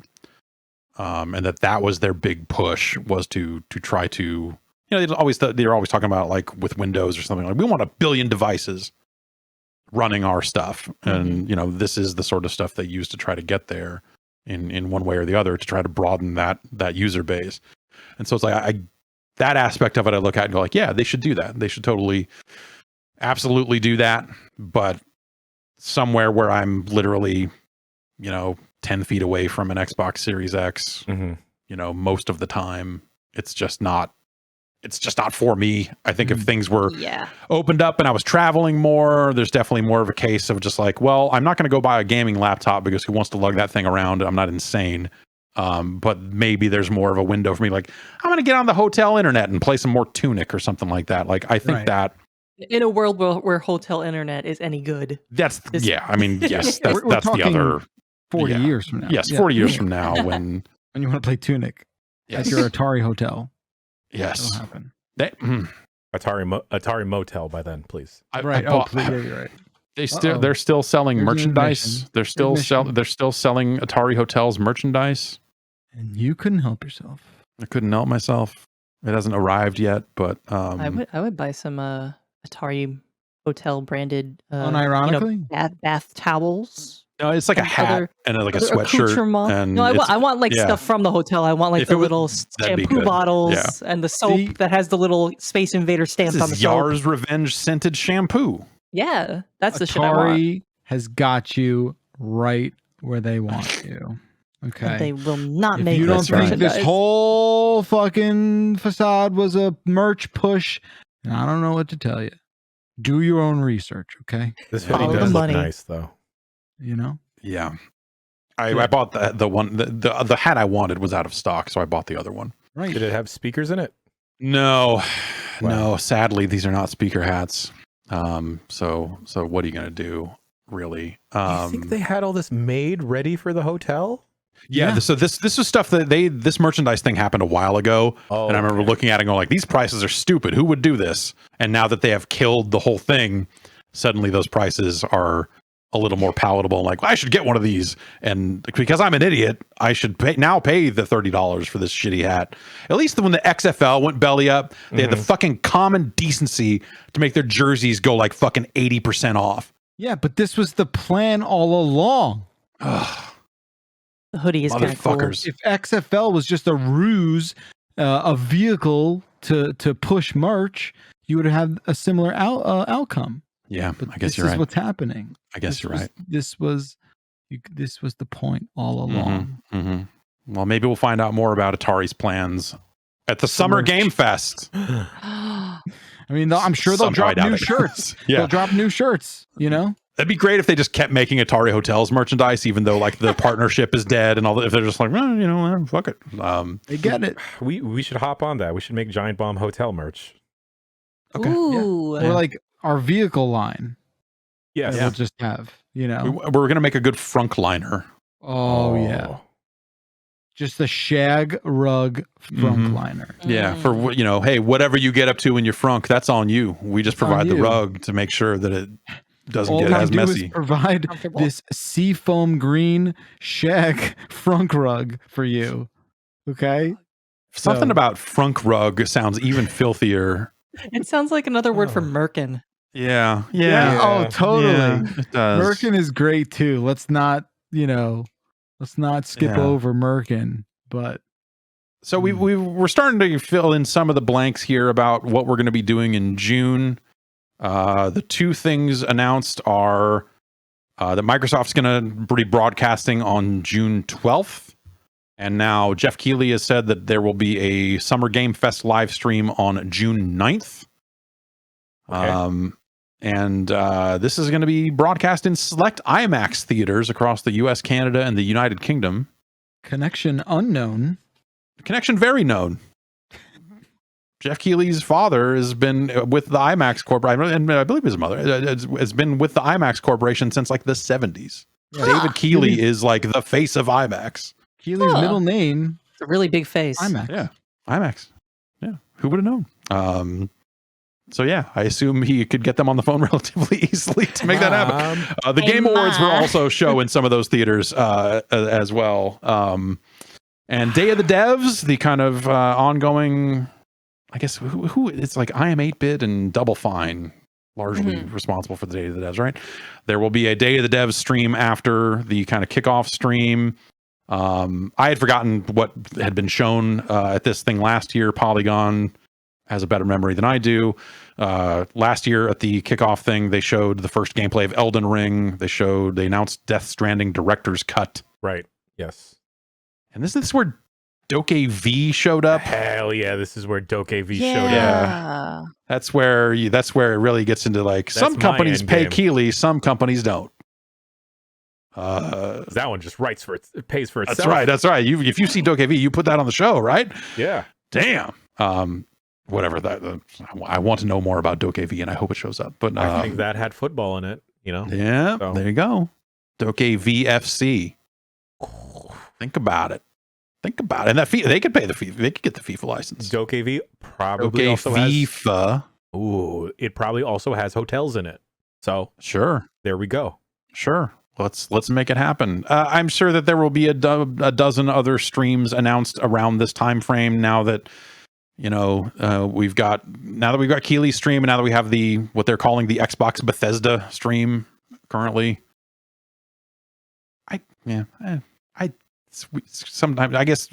How long do you think they refer to it that way? How long do you think Bethesda gets that type of treatment before just becoming like, yeah, this is the Xbox stuff? Well, last one. this is we're still kind of in that honeymoon period, I want to say. Yeah. Where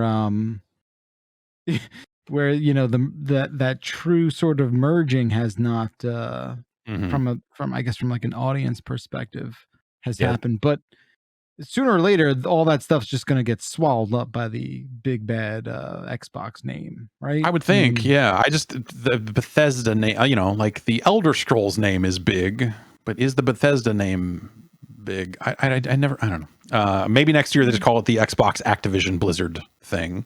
Everyone gets a chance. And then, everyone gets one. And then, Can't wait to hit the Zab. Yeah. You and me both.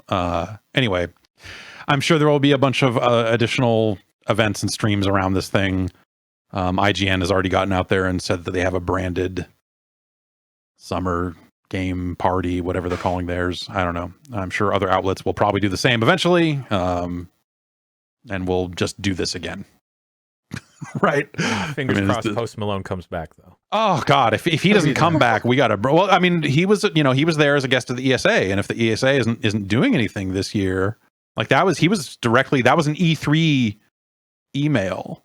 That's right. They were like, Post Malone is ready to check out the hot new stuff at E3, and so unless someone else has Post Malone's number, I feel like Post Malone is a loyal gentleman. He won't betray the ESA. no, yeah, he's definitely like, nah, I ride with the ESA. I don't give a fuck about it. Game Fest, fuck this. I'm Post Malone. There's been quite a lot of Xbox news over the last week here. The other big thing going on is a very large outage of Xbox services that basically threw up when you tried to launch a game. For a lot of people, they just got a note saying you need to be online to play this game. This was lasting into Monday. I'm trying to find if it has been completely fixed yet or not, but the last thing they did say, according to Video Games Chronicle, was that there would be an update in the coming days. And so I don't know if this is something that has been fully resolved just yet, but this has been a fairly widespread thing. I did not personally run into it, but also the only thing I've played that would hit an Xbox server over the last 4 days, I think, is the PC version of Halo. And I was able to play that. I did get logged out once, now that I think about it. Maybe that's why Matthew Rory couldn't find that one game. That's Possibly. true. Yeah, maybe. Oh, yeah. It was just broken on him. Yeah. This has brought into light a lot of things about the way Microsoft handles your ability to launch a game. Versus, like, do you own it? What's your home Xbox? Do you need to log in to be able to launch this game? I think Game Pass, I don't know if Game Pass, I want to say you have to be online to play Game Pass games, but I don't know that for sure, if that's any different than games you've purchased. But this is a pretty big reminder of, like, this stuff is still a disaster. It's just not one that rears its head very often. And some people have taken to talk about the PlayStation side of things, where a lot of those games will just launch in an offline state. But the PlayStation ecosystem does still have the concept of like your primary console and your secondary console, and you need to be logged in if you're playing games, digital games on a secondary console, blah blah blah blah blah. Like it's funky all around. But this outage is fucking terrible, and is a great reminder that like they have the ability to shut off your ability to play video games, pretty much at any point. And that sucks. Like I said, I don't. It's in their best business interest to have it be that way. Yeah. Yes. Yeah. Rather than have a situation where two people might be playing the same game at the same time, God forbid, they make you jump through all sorts of weird hoops if you want to do that kind of shady stuff. But you can do it. Anyway, I think this is still ongoing. I haven't seen anything that says, yes, this has been totally resolved. They did issue a statement over the weekend. We're like, all right, we pushed out a patch and it's fixed. And then like, they're like, oh, wait, nope, it's not. Oh, nuts. We are still working on it. And it is a lot of users in Europe. So maybe here in the States, we just haven't seen much of that. I don't know. Have you seen anyone talking about this? I've seen a handful of people referring to it, but it's mostly just been a news story, and so I might just be a largely a European thing. Yeah, only in a news context. Yeah. Me either. All right. Yeah. The AEW video game made its subtitle official, and they released a couple of new videos of Nyla Rose and Chris Statlander. Already will be behind called on the models. Yeah, yes, showing slightly outdated looks in a classic video game fashion. Can't make a wrestling game if the wrestlers don't look months out of date, I say. The game will be called AEW Fight Forever. They said that it would be coming to the PC. I believe that's the first time they have confirmed that.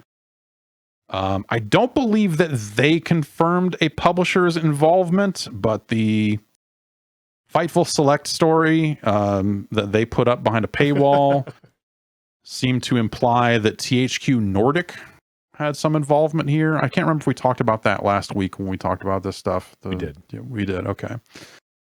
The thing I thought about is like, oh, right, THQ, the name that was on No Mercy, the game they're desperately trying to evoke every time they talk about this game. I could see them very much going like, let's get them to distribute it, even though it's not the same company at all. But yeah, I don't know. That's not official, but maybe they will end up being like acting as a publisher or distributor for physical versions or whatever ends up happening there. We'll have to wait and see. This video, people seem lukewarm. Yeah. On it.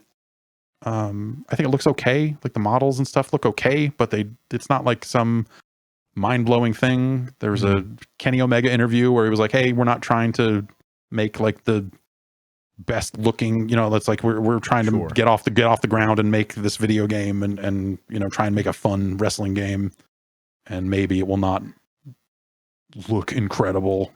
Yeah, it doesn't have to look super amazing, but maybe like that pick a different graphic styling. It looks like a PS3 game. Yeah, it looks a little rough in spots for sure. It moves okay though. The like you look at it, really bad. yeah, and all this is development stuff, so that it's not done. Yeah. But maybe wrestlers shouldn't have long hair for the sake of video games. yeah, that's yep. No one's saying that, Jan. Thank you. Yeah. It's it would probably make wear a mask, right? That's right.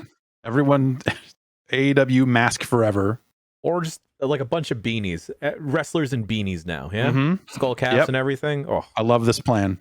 We've solved the problem. You're welcome, sure. Tony Khan. Yeah. The other thing that got me thinking there that I kind of hope they do is twofold. One, what if this was not an annual game? I don't think it will be. I don't think they have the capacity to churn one of these out per year, at least right now. Maybe they get there. So two, doesn't that pave the way for a lot more interesting DLC? If you think about AEW and the way people kind of cruise in and out of that organization, hear me out. Okay. What if you did a big New Japan DLC pack? Oh, that'd be honestly cool. Yeah, like what if you're like, all right, now 6 months later, here's the GCW pack. Fuck it. Like, cool. So everyone's just bleeding. Yeah. It's just blood.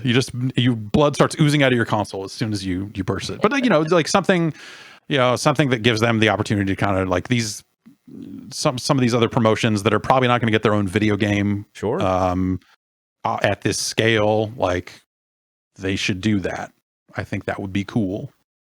I mean, oh man, Ring of Honor for sure could definitely totally get factored into there. Yeah. Like I assume that they have largely locked the roster of that thing, but now, that changes by the day these days. The unfortunate part is because AEW does have such a big roster that not everyone is getting featured on the two main shows. Mm-hmm. There's people that are on AEW Dark Elevation that may not make it into the video game. Right. Yeah. That's they should do more than that. Yes. Basically people in chat have picked up what I'm putting down. They should put Nick Gage in a video game. Because that would be interesting. It's turned into like what was the really gritty first person game where you're punching everyone all the time? Breakdown. The other one. No. Chronicles of Riddick. No, I don't know. The fight lights State of out. emergency. I'll come back with it eventually. Okay.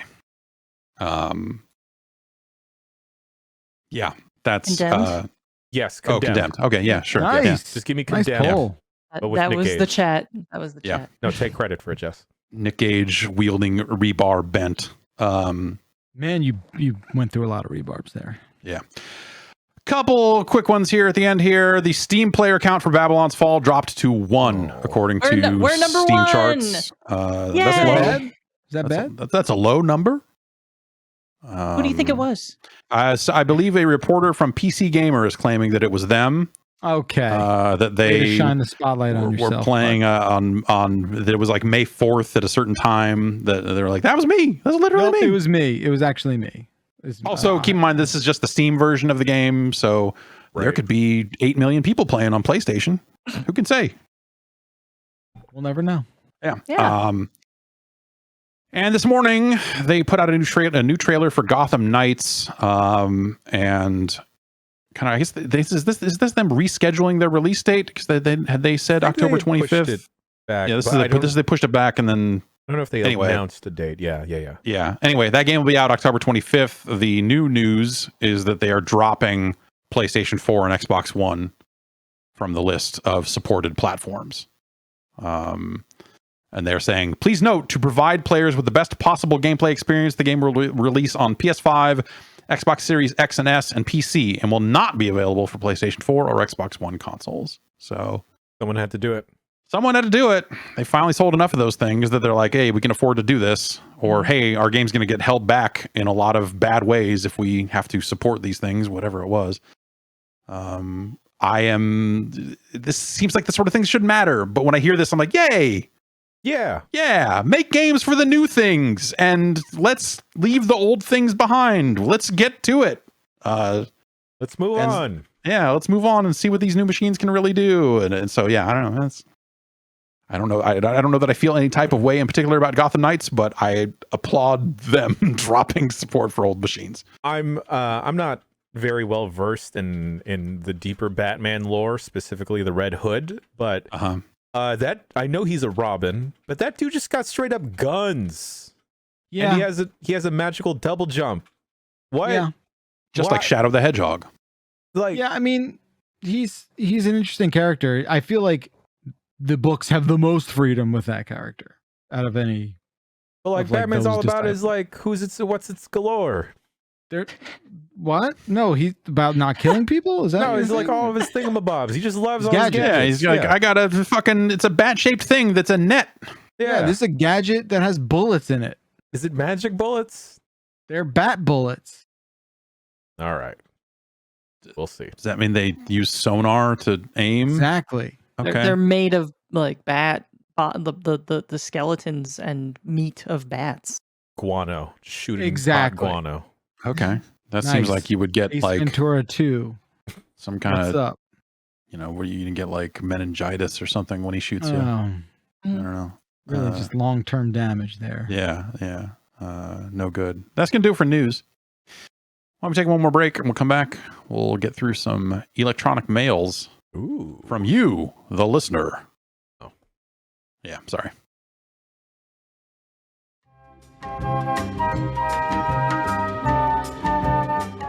Stop letting your subscriptions control you. It's time to control your subscriptions. It's time to save some money by canceling the subscriptions that you don't need. That's why there's Truebill. Do you know why free trials renew without your consent? Because they're trying to get you. Don't let those companies pocket your money for a service maybe you're not even using it. Get a hold of Truebill and take control. On average, people save up to $720 a year with Truebill. What is Truebill? It's the new app that helps you identify and stop paying for subscriptions that you don't need, you don't want, or maybe you just forgot that you even had it. Some companies make subscriptions hard to cancel, so Truebill makes it incredibly simple. You link up your accounts and Truebill will cancel your unwanted subscriptions in one tap. And your Truebill concierge is there when you need them to cancel unwanted subscriptions so that you don't have to. I found another subscription service on my own the other day that had renewed without me even realizing it. And I was like, why am I doing this? I gotta hook all this stuff up. I gotta get a look at what is going out the door every month. Some of these are annual. That's the ones where they get you, right? Because the monthly ones, you see it and you go like, oh, every month it's a bill. You go, oh, right, that thing. But sometimes they're like, hey, we're just gonna hit them for $380 right here in April, right before tax time. Man, no one needs that. Truebill has over 2 million users and has helped save them over $100 million. That just seems smart. That just seems like smart, having something that'll take a look at this stuff for you and just get a good look at where your money's going. You know what I mean? So if you're suffering from way too many subscriptions syndrome, there is a way out, and you don't even have to talk to anybody. Let Truebill do the work for you. Don't fall for these subscription scams. Start canceling today at truebill.com/bomb. Go right now, truebill.com/bomb. It could save you thousands a year. truebill.com/bomb. Okay, we're back, and now it's time to talk about electronic mail, also known as emails. Oh, Yeah. Maybe the future. That's right. Bombcast@giantbomb.com. You can send your email to that address and join such luminaries as whoever keeps sending me Top Gun Maverick press releases. Tom Cruise himself. Yep. And also this one, it says, Morbius, available on digital May 17th and 4K UHD Blu-ray and DVD June 14th. Synopsis. Thanks for the tip. One of the most compelling and conflicted characters in Sony Pictures' universe of Marvel characters comes to the big screen as Oscar winner Jared Leto transforms into the enigmatic antihero Michael Morbius. Dangerously ill with a rare blood disorder and determined to save others suffering his same fate, Dr. Morbius attempts a desperate gamble. While at first it seems to be a radical success, a darkness inside him is unleashed. Will good override evil, or will Morbius succumb to his mysterious new urges? I feel so bad for Tyrese. That sounds good. Tyrese is giving it his all in that movie. And it's just bad. It's just bad. The post-credit stingers make no sense. Oh, Jen. Is Howard the Duck there? Come on. No. Yes. What are you looking for there, bud? Peter Porker, the Spider Ham. No. Okay. Well, You know, Or Tyrese. you dig enough, all you do is get dirty, okay? that's how I like it. enough. Let's get into these dirty emails. Leo from London writes in and says, have we had a truly next generation game yet? Something designed with the advantages of the newish machines? I'm not sure. What do you think? Is there anything that you seen on new machines? I feel like Astro was kind of the go-to, but like in a lot of ways, it's not, like it takes advantage of the PlayStation stuff really well as a good demo, but it's not. Ratchet and Clank might be the closest. Yeah. Personally. Yeah. Just like how fast all the stuff is loading, the DualSense utilization. The longer we controller, exist- the speaker sounds really nice and stuff like that. I just think like the longer we go on, the more this specific kind of question, I feel like loses a bit of its meaning. Yeah. Sure. Oh, chat points out Returnal. I don't know. I mean, I could see that. It's like open-ended sort of thing. It's all left to interpretation, I guess. it is, yeah, because like I don't like Ratchet loads fast and that's awesome, but like inherently Ratchet is another Ratchet game. Right. You know, it's a game that we've been playing since the PS2. Well, it's a It's next just- gen Ratchet It's better, game, yes, though. yeah, You but know. like, is it truly something top to bottom that couldn't have been done before? No, you could make those levels in a lot of those games. It would just load a lot longer. And Well, like, what does like the console top to bottom do differently than the previous? that's kind of the point. Is like, yeah, you know, it's, like it's just it's not- especially this time out, it's more. Mm, It's more and better, and that stuff's cool. but it's not as revolutionary as like, you know, when the N64 came out or something, where it's like this is like completely different, and we couldn't Right. have made these things before. Yeah, like here's a new type of video game. Like, but we haven't. I don't think we've experienced that moment really since then. The closest we've come is the always online console and what that can do for games. But there are a lot of people. Well, I mean, you know, hey, like the which there's downsides to. yeah, totally, of course. There were downsides to polygons, but you know, yeah, those feel like they have been the big changes, and we're still just kind of in that moment of like more, better, higher resolutions, better frame rates. Not the best frame rates and best resolutions on the market. You still can get a PC, but it's better than what they had before. Which, when you think about how relatively underpowered the PS4 and the Xbox One were for their era, this is them correcting that in a way that, you know, it is a bigger leap on that front, but it is still that front, right? It's Yeah, I think you're nailing it with like the always online aspect, because I think not necessarily a next gen feeling, but being able to play games cross-platform with friends on different platforms, like that feels like the future compared to like a couple of years ago. right, yeah, and the load time stuff is awesome. You know, is it a game changer? Is it like, no? I mean, yes and no, It right? just feels like an evolution for sure. Yeah, but yeah. it And the doesn't- controller stuff is awesome, you know, when it's done well, but it's not done well all that often, and all that stuff too. So it's, you know, there is that kind of like, yeah, I think I agree that there's like that, like, what does that even mean anymore? Yeah, like where do we go from here though to really have like the next revolution, man? Like, does I VR don't have to think be it's- completely No, one-to-one realistic and accessible for everybody? Is that like the next frontier? I guess I just kind of reject the way we try and measure this stuff. Sure. I just think it's an exercise in like futility, because you are essentially just trying to like wish in things that aren't necessarily in line with how this technology will evolve. Yeah. It has to just sort of happen. And I think if you look at like just the trajectory of games and all this other stuff, like the revolutions have been happening in ways that a lot of players, longtime players of games, reject. Like, if you think about the idea of, hey, this Fortnite, you can have 100 people in here. Like, that's crazy. Yeah. That was crazy, you know, 5 years, well, no, I mean, not 5, but like 7 years ago, whatever it was, like having games be that large and still look good and all this other stuff. Like, just the networking aspect of that was something that you just didn't see, especially on consoles. And so like those types of experiences getting richer and deeper and stuff is pretty rad. But you know, that also is just going to lead to a lot of metaverse talk and a lot of like, hey, we're bringing back PlayStation Home, but we found a way to monetize it this time. You know, it's better this time, and those sorts of things. And so downsides come with a lot of that too, depending on what types of games you like. Right.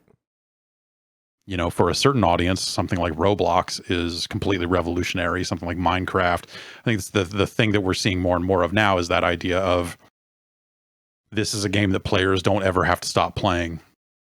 And that is cool in some ways. The idea that like, wow, Minecraft sure has had a lot of legs, but then also if you're out there trying to make games for an audience and some segment of the potential game audience has vanished into a Minecraft hole, and then another big segment has vanished into a Fortnite hole, and then another big segment is in a Roblox hole. Suddenly it's very scary out there to go and make a game, especially if you're trying to make a big risky thing. It's more because, of a de-evolution than an evolution to kind of shift in that direction. Yeah. Because you're not going, you're not going to get new things. You're not going to have new experiences. But at the same time, like the Battle Royale is still a relatively new experience in the grand scheme of things. It's an evolution of that type of shooter and all that other stuff. But again, that networking, that idea gets applied to a lot of different types of games that aren't necessarily just shooters. And, you can see interesting things happening around those spaces. That's not an exciting answer, I think, for a lot of people, but that's where things have been headed. Yeah, I was thinking like the concept of raids, that's got put into so many games outside of an MMO. Yeah. But is that just because now it's easier to play with other people and then get together? That's probably part of it. But you don't see a lot of the like World of Warcraft, like 40-person raids. Destiny raids are 6 players. We've been doing 6-player games for a very long time. And so, but I think that is probably how we got to where we are now. There is that aspect of like, how do we make a game feel like an MMO without having to spend a buttload on server technology and locking players to a certain server, and like all the Final Fantasy 14 is still doing shit that way. But a lot of games went with the more dynamic, or like the Destiny model, which is kind of just the Guild Wars 1 model in a lot of ways. And so that transition of like, how do we have these big living multiplayer worlds without having to build that massive server infrastructure and all that other stuff, like that's a big deal. And it's enabled a lot of cool games that otherwise would have to charge subscription fees and all sorts of other stuff just to exist because of the what it would cost to run those servers. I think the last time that I had that, wow, this is like a whole new generation of games feeling was actually Monster Hunter World. But because previous Monster Hunter games, there's a loading screen in between each zone, and then here everything's open. You can actively track a monster going through each individual map and stuff. Yeah. I mean, that's just technology advancing, right? Right. Yeah. It's like, it's technology advancing in a way that changes that game fundamentally, right? Like, it's not like, oh, I watched this monster go to zone 6 and now I need to fucking go over here and like all that other stuff. Like, it's a way that makes that game dramatically better. Sure. There are other players that are stuck to the old style of Monster Hunter. Oh, thank you. Good luck. But no, thank you. Yeah. I think the last time I felt that, and this is not like directly comparable because it's not really a technology leap exactly, but I feel like Breath of the Wild gave me that, was the last game that gave me that, like, wow, this feels like a whole new generation of something or other. And it felt like more of a new generation of gameplay design that I wasn't used to seeing. And it's like, wow, people are going to be copying this and trying to figure out what made this like work and stuff like that. Yeah, I think, and the stuff that game does is probably like the subtle stuff. Because I mean, it's not the first big open world action-y role-playing gamey kind of thing. Like Skyrim sold like they're still selling 1 million copies a week. I'm sure. Yeah, right. I'm sure of it. No, somehow, something. Somehow that's happening. Yes, they are. But yeah, the way they doing it. That's right. It's Todd Howard. He's getting his like residuals from sales of Skyrim and then pumping it back into Skyrim. It's this endless feedback loop. You can't lose. You can't lose. It's his own little housing crisis. That's right. It's his own little NFT market. Let's see.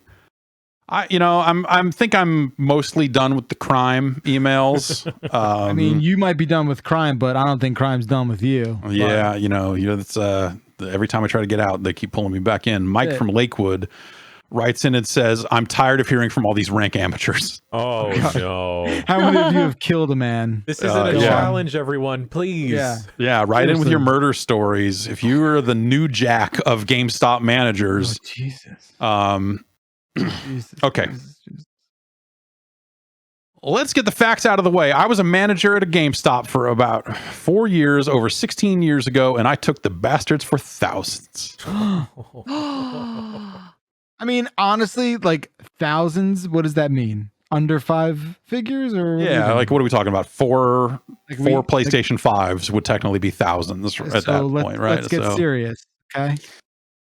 Maybe truly criminal emails have been getting censored, but the retail crime emails have frankly been very tame to the stuff I know went down in our area. First, our store location was mostly a fence for goods stolen at the nearby Walmart. Every time a new game or accessory would hit their bargain bins, our shelves would fill up with used versions before an afternoon had passed.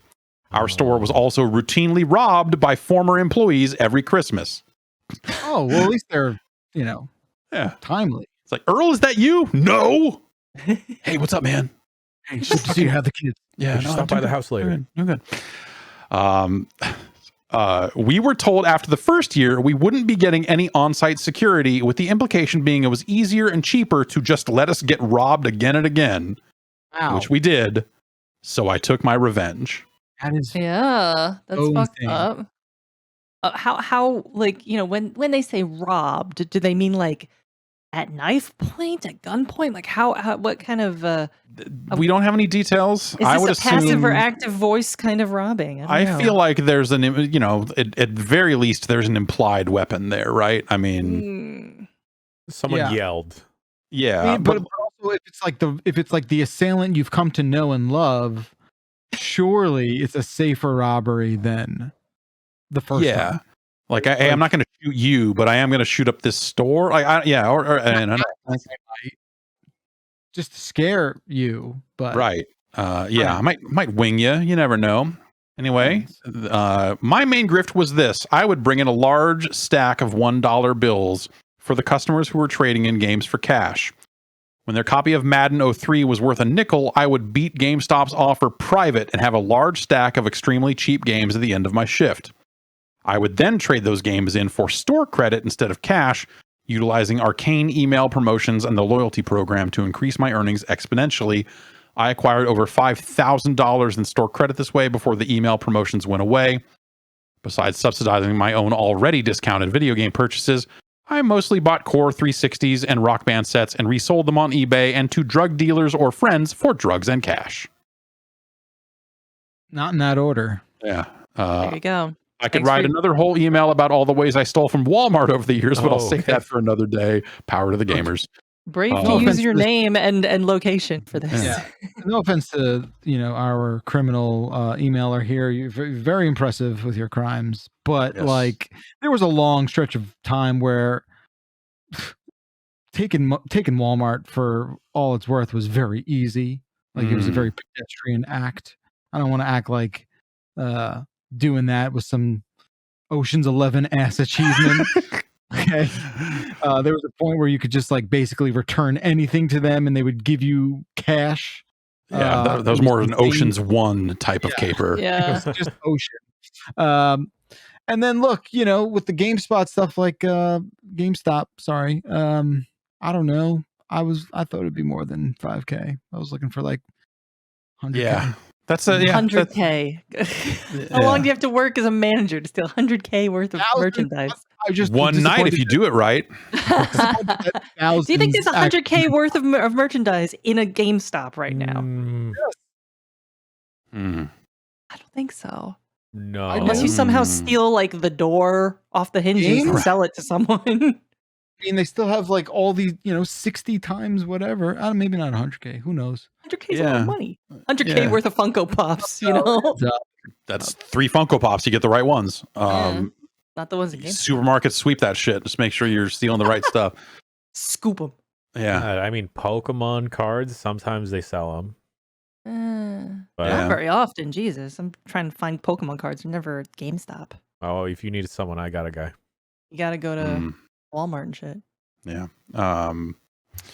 Martin in Edinburgh, Scotland writes in and says, although I am not at the level of being a Vita apologist, I feel you've done that system dirty on the show recently. The Vita was my persona gateway, as well as the system that gave us the best version of Hotline Miami and Luftrausers. With that in mind, what do you think is the most underrated console? I don't Uh, I don't think the Vita is it. Nope. I think It's rated about right. I think it's fine. I think it's like Legacy is perfect. I think we all collectively got it right on the Vita. Mhm. And that's the averages where you have like psychopaths like a Greg Miller type, and then you have like people who are just respected for Yeah, it been able was to a do. good portable. It serves much the same role that the Switch does now, in that it was a solid place to play some smaller games like a Spelunky or Luftrausers sure. is a good shout as well. I think we really got the Goldilocks zone for appreciation for the Vita. I think Dreamcast was underrated for a while in Yeah, the beginning. I mean that's part of why it failed, is that people underrated it out of the gate because they waited for PlayStation 2 instead. And it was kind of set up to fail from the get-go. So My I think knee-jerk reaction with this question is always GameCube, but I feel like the GameCube ultimately was not underappreciated. It was vindicated in the end. No, I think no, I mean the GameCube was fine at the time. It wasn't, like the They had Smash, and Resident Evil Pikmin 4. and stuff. got a ton of third-party support Eternal in a way that like a lot of Nintendo platforms have not. But it got and oftentimes those versions of the games were better than the PlayStation 2 version, but not as good as the Xbox version. It's usually like the power to the graphical quality chart would usually go in that direction. And so you had plenty of fine. I mean, as long as you could stand playing them on the GameCube controller, there was a lot of stuff that was totally fine to play there. Aggressive inline, quality products, BMX Triple X, good shit. But the first party output, I kind of take it or leave it. I don't know. I'm just not. I'm not the. It's a good F-Zero game. It's a great F-Zero game. I feel like Dreamcast is probably like the platonic ideal correct answer for this question. Yeah, when we think about underrated, if you really think about underrated, like it's without being kinda, too opinionated, I feel like, especially at the time, because I think like over time, the Dreamcast has gained a lot of traction with a lot of different players looking back on it. The same way that the Saturn has. At the time, the Saturn was like, you looked at it and you're like, this is a piece of crap compared to the PlayStation. Like when you had 1-to-1 matchups of just like, hey, Tomb Raider or whatever came out on both, you're like, this Saturn version is fucked. yeah. And so at the time, the Saturn was not thought of super highly in the States as much as people who were importing games got the good Saturn experience. But yeah, maybe Dreamcast is the right one. I love the Neo Geo Pocket Color. It has a bunch of cool, crazy stuff on it, but that's more of just like a hidden gem situation than a truly underrated. Like the people who wanted one of those found one, but not a lot of people ever thought about getting one of those. The Wii U? no. No? Nope. I just thought I'd throw it out there. I just think that game that its console got exactly what it deserved. Sure. Yeah, I guess so. That's something that didn't seem as bad as it was at the time. That's something that in retrospect you look back on it and go like, oh right, yeah, that thing kind of fucked. But I don't know. There were good games on there that were sent off to die because no one bought a Wii U. And then now almost all of them been re-released on the Switch. Which I think that tells you more than anything what the deal is there. Let's see here. We've got a few of these left. Michael in Philadelphia wants to know, have you ever fully played through a fan translation of a game? I beat the Saturn version of Police Knots with a fan translation. It was awesome. Do you have any recommendations? Not like a full game, but there was like a Smash Brothers like-ish game. I believe it was on the Nintendo DS, but it was all Shonen Jump characters. Right. And then that was just translated just so you could read the quick dialogue and see the character names. So that wasn't anything too wild. I don't think I've played any fan translated things. I'd have to really think about that. Yeah, lately I've played Bulk Slash, which is like a cool Saturn mech game that someone translated, and it's neat, but I didn't play all the way through it. It's not a super long game either way. This is something I always tell myself I'm going to do. There's always like an element of just like, oh, it'd be cool to go play this, or like there's just various Japan only games from over the years, but I rarely actually follow through with it. There's sometimes where I want to go play like the retranslated version of something like Symphony of the Night, where they go and like, oh, actually this game was butchered when they translated it into English the first time. We've gone back to the original Japanese and made it not so fucking dumb. That's always really interesting. Like localization is like an art, definitely. Yeah. I mean, it is now. I mean, it wasn't always thought of that way. And absolutely. We got a lot of really wild things over the years, but yeah. Let's see here. Jeff from Ontario writes in and says, with all the Microsoft acquisitions, many have suggested a platform fighter similar to Smash Brothers, but I present you with a much grander idea, a hero shooter. The stages could vary drastically. Every hero could have a unique ability in Ultimate. My question, which hero would you like to see and what would their ult be? I think that feels a lot more on brand for the Xbox brand than a platform fighter, I guess. It writes itself. Blinks the cat is your Tracer analog. Yeah, sure. Give pretty direct. Nice, nice. But not nice enough, god not damn nice it. Enough. They ruined it. They ruined Blinks' ass. Yeah, I don't know. Like you get like Azaric and a lot of those. You have a Bloodwake stage on a boat. There's a lot of dumb shit they could do. That they could pull from. Certainly, yeah. You just have a stage that's just the Xbox original boot up animation or something, and you're fighting in front of it. Yeah. Or like in that, you're fighting in this reactor. Yeah. You just have Spawn from that one Soul Calibur. Sure. Yeah. Why he not? just throws John Leguizamo. Well, okay. I'm not sure that's fully canon, but No. I'm sure they're fine. That's just sweep Bruno in there. Yeah. Yes. Yes.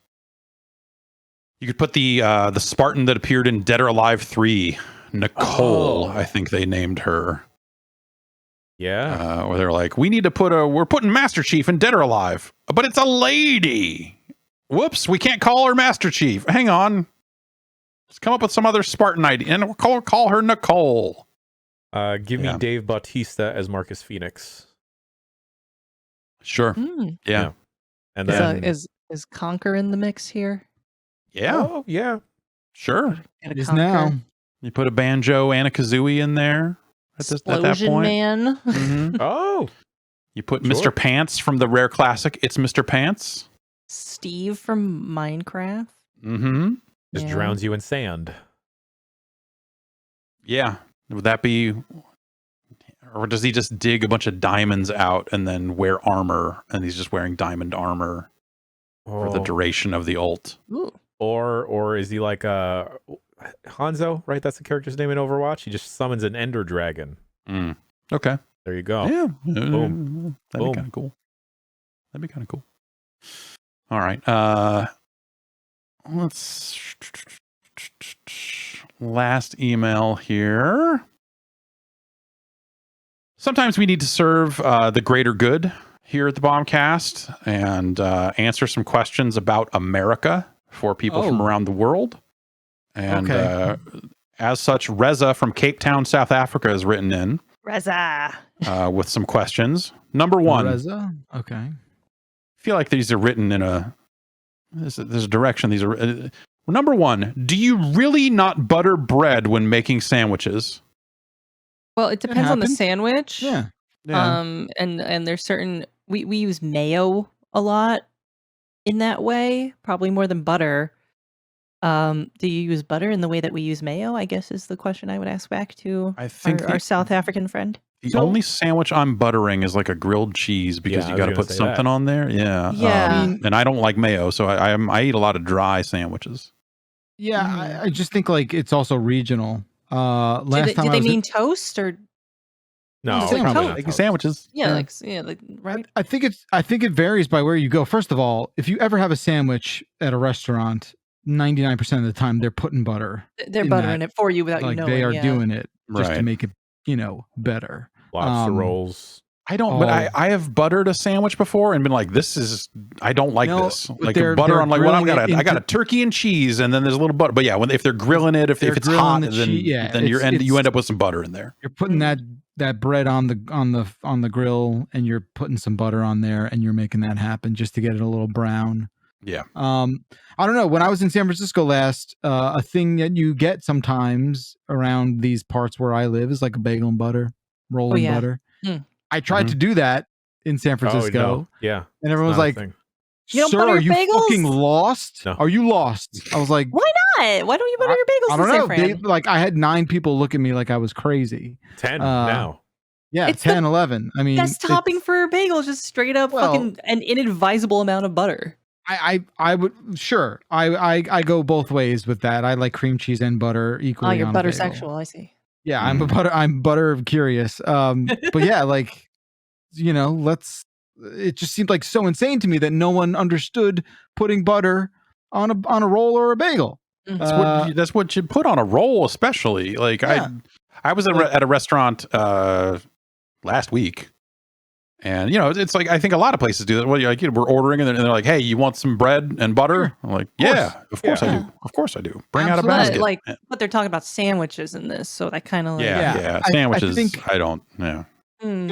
So the emailer was saying, why don't we put butter on a lot of things? I Just don't saying, know do why. you really not do that? And I think my answer is like, if I ever did, it was because that bread was getting thrown on a stove. It was getting grilled a little Grill, bit, yeah. and you want something like that. Then that's the only reason. I would never go like, hey, I'm gonna take 2 slices of bread out of this sack, and then I'm gonna smear some butter on it, and then put some meat on there. Like I don't I'm want just butter like- on a steak personally. Like I I'm don't. just I think wondering- that's kind of butter yucky. on a cooked steak is with it. great. Oh, It's my cooked God, with just- it. I just don't need it. I just like don't some need it. garlic No, of butter course or not, something. but when you order a steak at a restaurant, I promise you, There's they're butter butter on in that it. Yeah. bitch. butter Yeah. is gracing that meat at some Yeah. point. I Like, think I would never when it ask for comes it, but when to- it's there, it does not ruin Yeah. the experience. Other than Yeah. unless there's just a big plop in the middle of it still, then I'm like scraping that thing off, going, "What the fuck? No one needs Yeah, this." that is insane. I mean, the same thing with pancakes. Like whenever I get Ta-da. pancakes and I'm just like, I see like a straight up ice cream scoops worth of butter on that. I'm just Come like, what are we on, fucking doing? yes. I am What are smearing. we I'm fucking doing? I'm picking that up with the knife, and I'm going 2 layers down, sliding it in there so Yeah. it can melt properly. I'll give it and like a distribute it, tiny but yeah. injection. Yeah, I'm not Like gonna a like tiny- scoop it up and eat the little scoop No, of it butter. sounds like you are. Sounds like you're going fork into that. I was and I just- was at a wedding, right? And they Granny had little- creams out here. I was at a wedding and they had these cute little butter pasts that looked like little roses. But like there was some kid running around that I wasn't related to. He was like a 4-year-old kid. He just comes up and takes like a whole bunch of them. He just starts eating the Nice. butter like they're cookies, and the mom's just letting him do it. Yeah. I was like, no, you do damn. not intervene. You let that Yeah. shit play. no, I'm just, Yeah. I just They'll quiet watched with jealousy, honestly. Mm. I You could can have. still do that. Yeah, It would be like can. that. But society says no. This is something That's only true. unhinged children are allowed to Yeah, do. yeah. Yes, you're going to go to Vegas soon for a bachelorette. Vegas, gonna eat home butter. Of the Go to the buffets. buffet, eat a gallon of Exactly. butter. No one's I going to mean, say you gotta anything. live. You gotta live, Jess. Because I gotta live, which means I gotta watch my triglycerides, folks. I'm in my 30s. you can eat like a whole plate full of butter, because I guarantee you someone behind you in line has a plate full of bone marrow that they're not even going to eat. They just Yep. think they like it. Ooh. Yeah. And then someone's going to eat bread. Someone's just going to eat bread at a buffet. I love bet bread, you. dude. If I'm Bread is- hungover, I'm just eating the bread. Mm, $60 Vegas buffet. Load Oh, up yeah. on bread. That's the That's way right. to- all that That's bad that's stuff. how you get them. Mm, All right, he's got 3 more questions here. yes. Yeah. Is hand washing dishes not a thing because most or all dishes are done using a dishwasher? I hand wash dishes. Depends on It your depends. setup, right? It depends on your setup. Yeah. If Yeah. you have a dishwasher, you're going to use the dishwasher. I'm sure that would be a similar case in South Africa. If you had a dishwasher, you'd use it. Yeah, Dishwashers there's and plenty There's of- storage. still a good amount of rinsing that has to be done because the dishwasher is not a magical device. It's not going to get Some of everything them off are. there. Some of them are. Yeah. Mine fucking sucks. Yeah. But I think there's certain glassware that I don't like to put in the dishwasher. You're not I, supposed to uh, hand wash these. You're not supposed to dishwash these bad boys. I put this thing in there and it came out, and the first 2 or 3 jugs of water I had out of this just tasted like soap. And I was like, this sucks. I'm never washing this again. Yeah. Which is also not a good idea, but that's how it's going to go. Yeah, I mean, a lot of people in apartments that are too small to have a dishwasher, they're hand washing dishes. Yeah, it's Or very using rare paper to plates find. like they're really living. I think a lot of people are surprised to find out that like we'll just call them entry level apartments in places like New York City and around that area. Like a dishwasher is definitely a perk. Incredibly rare Yeah. to find like a dishwasher in like an apartment in New York, parts of Jersey. I assume Again, it's the on a case as certain- well in larger cities elsewhere. Jan, A I certain can't price, attest. Hold on. When you're hand washing dishes, right? You just run Yeah. in the tap per dish, or are you filling up that sink? Wait, are you asking pre-rinse for the dishwasher or No, fully clean? Fully clean. You know, Fully clean. we've soaped them up. We just got to clean the suds off now. Yeah, that's it. Just rinsing it off and then putting it in the drying rack. I'm not Right. letting it. Yeah, Rinse it, yeah. Yeah. Okay, all right. So if How if are you s- doing? You're No. gonna soak it in the dirty water. Then That's what Yeah. I'm saying. I see people in our chat, these lovely people saying, "I fill up the sink." I'm like, oh No, I don't know what that is. That's This a isn't lot of pool water. time. Yeah, that's that's- gonna be Time for the dish. stinky. Yeah. What are you It's doing? gonna smell. Yeah, don't do that. Yeah, we Silly chat. we wash a child in our sink. Mhm. He's very small, I wash myself in the sink. and he loves it. My boyfriend's small. I wash him in the sink. I like that visual. I like it a lot. Number 3, I know you guys like fries from certain places, but is making your own at home, cut potatoes, and put in a pot with hot cooking oil not heard of? Not the No, Very it's heard rare. of. Very I'm not- rare. It's unusual. Yeah. Yeah, we don't have. If I had like an air fryer or something, maybe I would consider something like that. But I would never put a pot of hot cooking oil. I would never do that. That's gonna spill. That's gonna catch on fire. That is a disaster waiting to happen. I would never ever do that. Some are brave with frying oil and stuff like that. I'm not one of those people. I would never fry my own fries from scratch like that. I'd prefer to like bake them. If Yeah. I'm gonna like make some little tiny sliced potato things and season them, Yeah. I'd rather bake them because it's just less dangerous than Yeah. having boiling oil. And Yeah. you have to have a lot of it to fry food too. A lot of it. It's like a whole thing. So that's like a whole And then you have to situation. dispose with all of that oil at the Oh, end. yeah, and you're like, God. that's Nightmare. no, Don't no. pour Too it much, down you know. the At sink. night. Don't pour it down the Don't sink. pour it down the sink. It's Gotta go bad. out at night, wear all black, and dump it in the Mhm. sewer. It's And then not your fun. whole Yeah. your whole house is gonna smell like fries. Well, There's so- too many downsides. Your walls are getting greasy, gross Cracked from up, yeah. yeah, in your yeah. clothes, on your glasses. Yeah, It's too no. much effort. We have too many wonderful other options. We have all these frozen fries. We got bakeable fries. We got air fryable fries. We got too many fast food places that just have fries. Just You eat get the them 5 potato. minutes from here. Just Yeah. See the Yeah, bake I that would. Yes, potato. I would just bake a potato at that point. I would not. I don't want to cut a real potato into fries. Too much effort. When Too I much want effort. fries, I don't want real potatoes. I want fast food trash ass trash. No, I mean, like, I love diner fries. Those are great. I also think the air fryer way to go. Like, I've tried it ever since I got the air fryer rather. It's pretty good. Like, if you want to put the time and effort into it, Mhm. they're not going to match what you want, No. right? You want the diner Mhm. fast food fry. Like, that's the goal. Like here's some That steak stuff is- fries. Like yeah, This will get That you stuff about is like- 40% of the way there. Yeah, and that that's stuff is like unacceptable. fried in not just regular oil. It's like fried in Not like fried, it's tallow and stuff like that. Like Peanut totally different oil. stuff that Oh, I right, don't know right. how to get. Sunflower seed oil. Like I don't know where to get That's that not shit. real oil. At the What are we store. doing? Yeah, getting like No, but it's 40% of the way expensive. there is just a recipe for like do something different with those potatoes. Like just Yeah. Let me ask you this. All right, Baked all right. potato. Uh-huh. You microwave. eat the skin? You eat the skin? I eat the skin.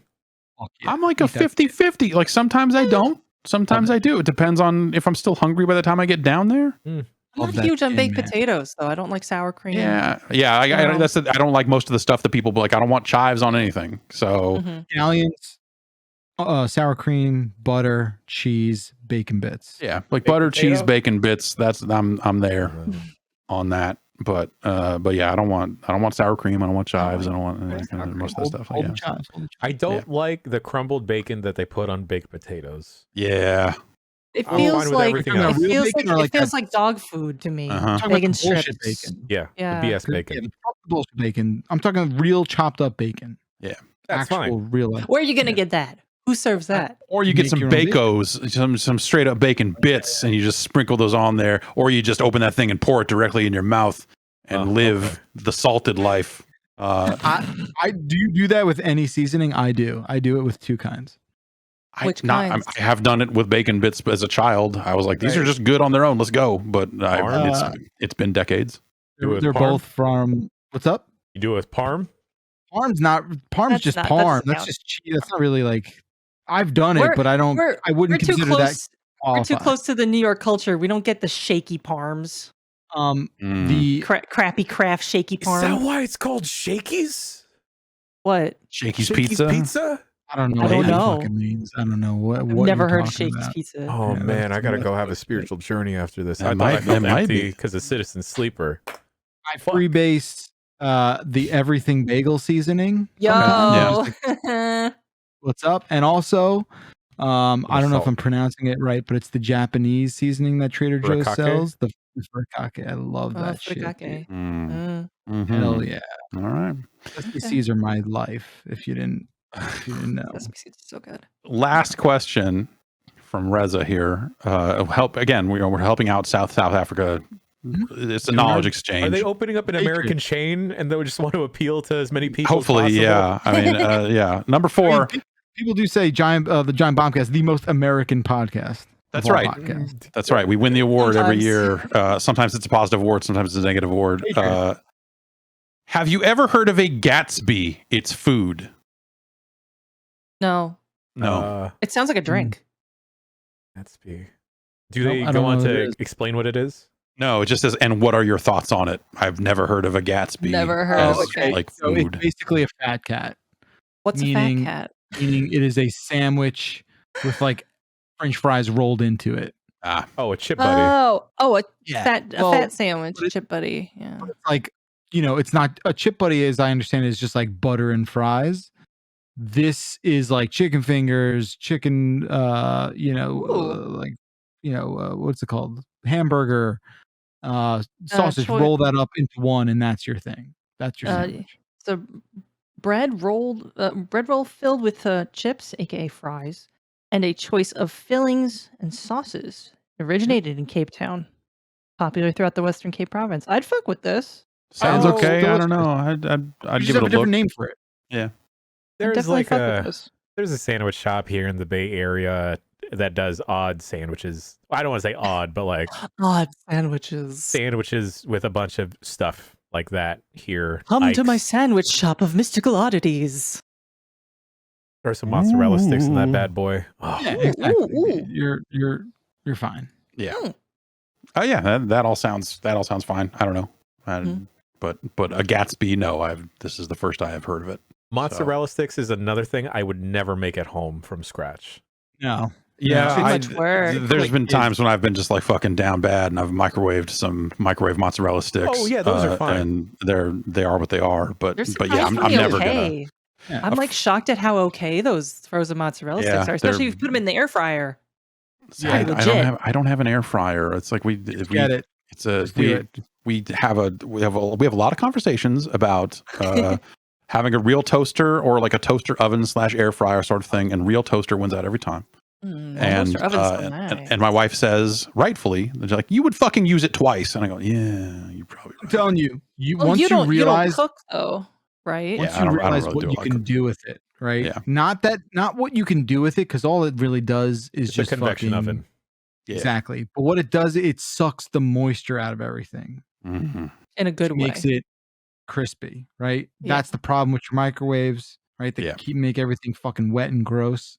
Mm. This thing just constantly is sucking air out of the cooking chamber. It is the opposite of a sous vide. Yes. Yeah. So like and once you realize like, oh, everything is just not gross when it comes out of this. Mhm. That's It's also that's kind of the like a light bulb. bit of a set it and forget it thing. If you want to just throw a steak in there for X amount of minutes, you don't even have to check on it really, flip it or anything like that. Yeah, that does sound nice. Maybe someday. It's a learning curve, though. I'll keep trying. You gotta be like set some time aside and be like, I'm gonna learn how to make a steak in this thing. Okay, Wait. that's never gonna happen. Wait. What? What? What? All right. Yeah, we don't need to open up this can of worms. What's the matter, Jan? In an air fryer? Wait, what was A this? steak? You can cook a steak in an air fryer. I mean, technically, you could cook anything in an air fryer. I it think comes that with is a. instructions on the air fryer for Which exactly makes- how to do that, doesn't which mean means gotta you do should it. do it. Which means that's what What you gotta I mean, do. what if I want like Pop-Tarts, but I don't want to use a regular toaster? Is that can do is it. that a You can good probably option? do it, You yeah. can do it? All right. Be the driest fucking Pop-Tart in the history of Pop-Tarts. but, like, Yeah. Oh, those things are already so fucking dry. Yeah. I mean, that sounds It's great. like it has different settings. It has like an air fryer setting, but it also has like a grill and a roast setting. Right. Like, it's well, not then just this right, one it turns feature. into a convection oven. See, I can't be Yeah, trusted. yeah. I can't be trusted with a regular fryer. Like there was a time when a friend of mine got a regular. It was like a little Fry Daddy, whatever the fuck it was. It was not a big fryer. I was like, you should come over to my house. We're gonna fry a bunch of stuff. I was like, okay, cool. We're gonna fry a bunch of we're gonna fry a bunch of stuff and bleach our hair. I was like, rad, I'm in. I like that and- crew. Yeah, and then we're gonna go do crimes. They And won't recognize us because our hair. yeah, was it was the sort of thing where it's like, okay, I don't know, we got all this pancake batter and Oreos and it's just like, okay, we're gonna batter these Oreos and then fry them real quick, and then we're gonna do mozzarella sticks. It was just like a cavalcade of dumb shit that ended with me stealing someone's car keys and throwing them in the air fryer, and that was fun. But I probably shouldn't have an air fryer. Is the short version of that. I guess My hair looked impeccable. I guess also, Jeff, with the kids getting older, that Yeah, could yeah. potentially be dangerous with an air fryer. Yeah, this boy is about to start crawling any day now, and we're just like looking around the house, going like, "We're fucked. It's gonna go bad. We got to baby proof this baby. We got to baby proof on top of the baby proofing." But all right, that's gonna do it for us here at the Giant Bombcast. Everybody have a fantastic week. Come back Thursday. We got that dump truck. If you want to hear Back it on more bad shit. bad shit about Yeah. food and crimes. If you want to hear more bad shit about food and crimes, food point- crimes. Bumper some point, stickers, it's- magicians. It's entirely possible that the dump truck, because so much time has gone by, it will just organically pivot into a very wholesome thing. Like, I just feel like we can't give up hope on this thing just yet. Okay. it's Like- yeah. Dump maybe. truck fills me with hope. What are you It's- talking about? It is It's gonna be okay. That show got real dirty. It's gross. Show got real dirty. You know? Anyway, it's on Thursdays. Come check it out. Everybody have a good week. We'll see you soon. Bye.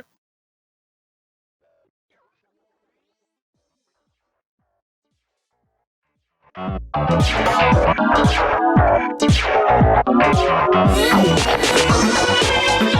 you.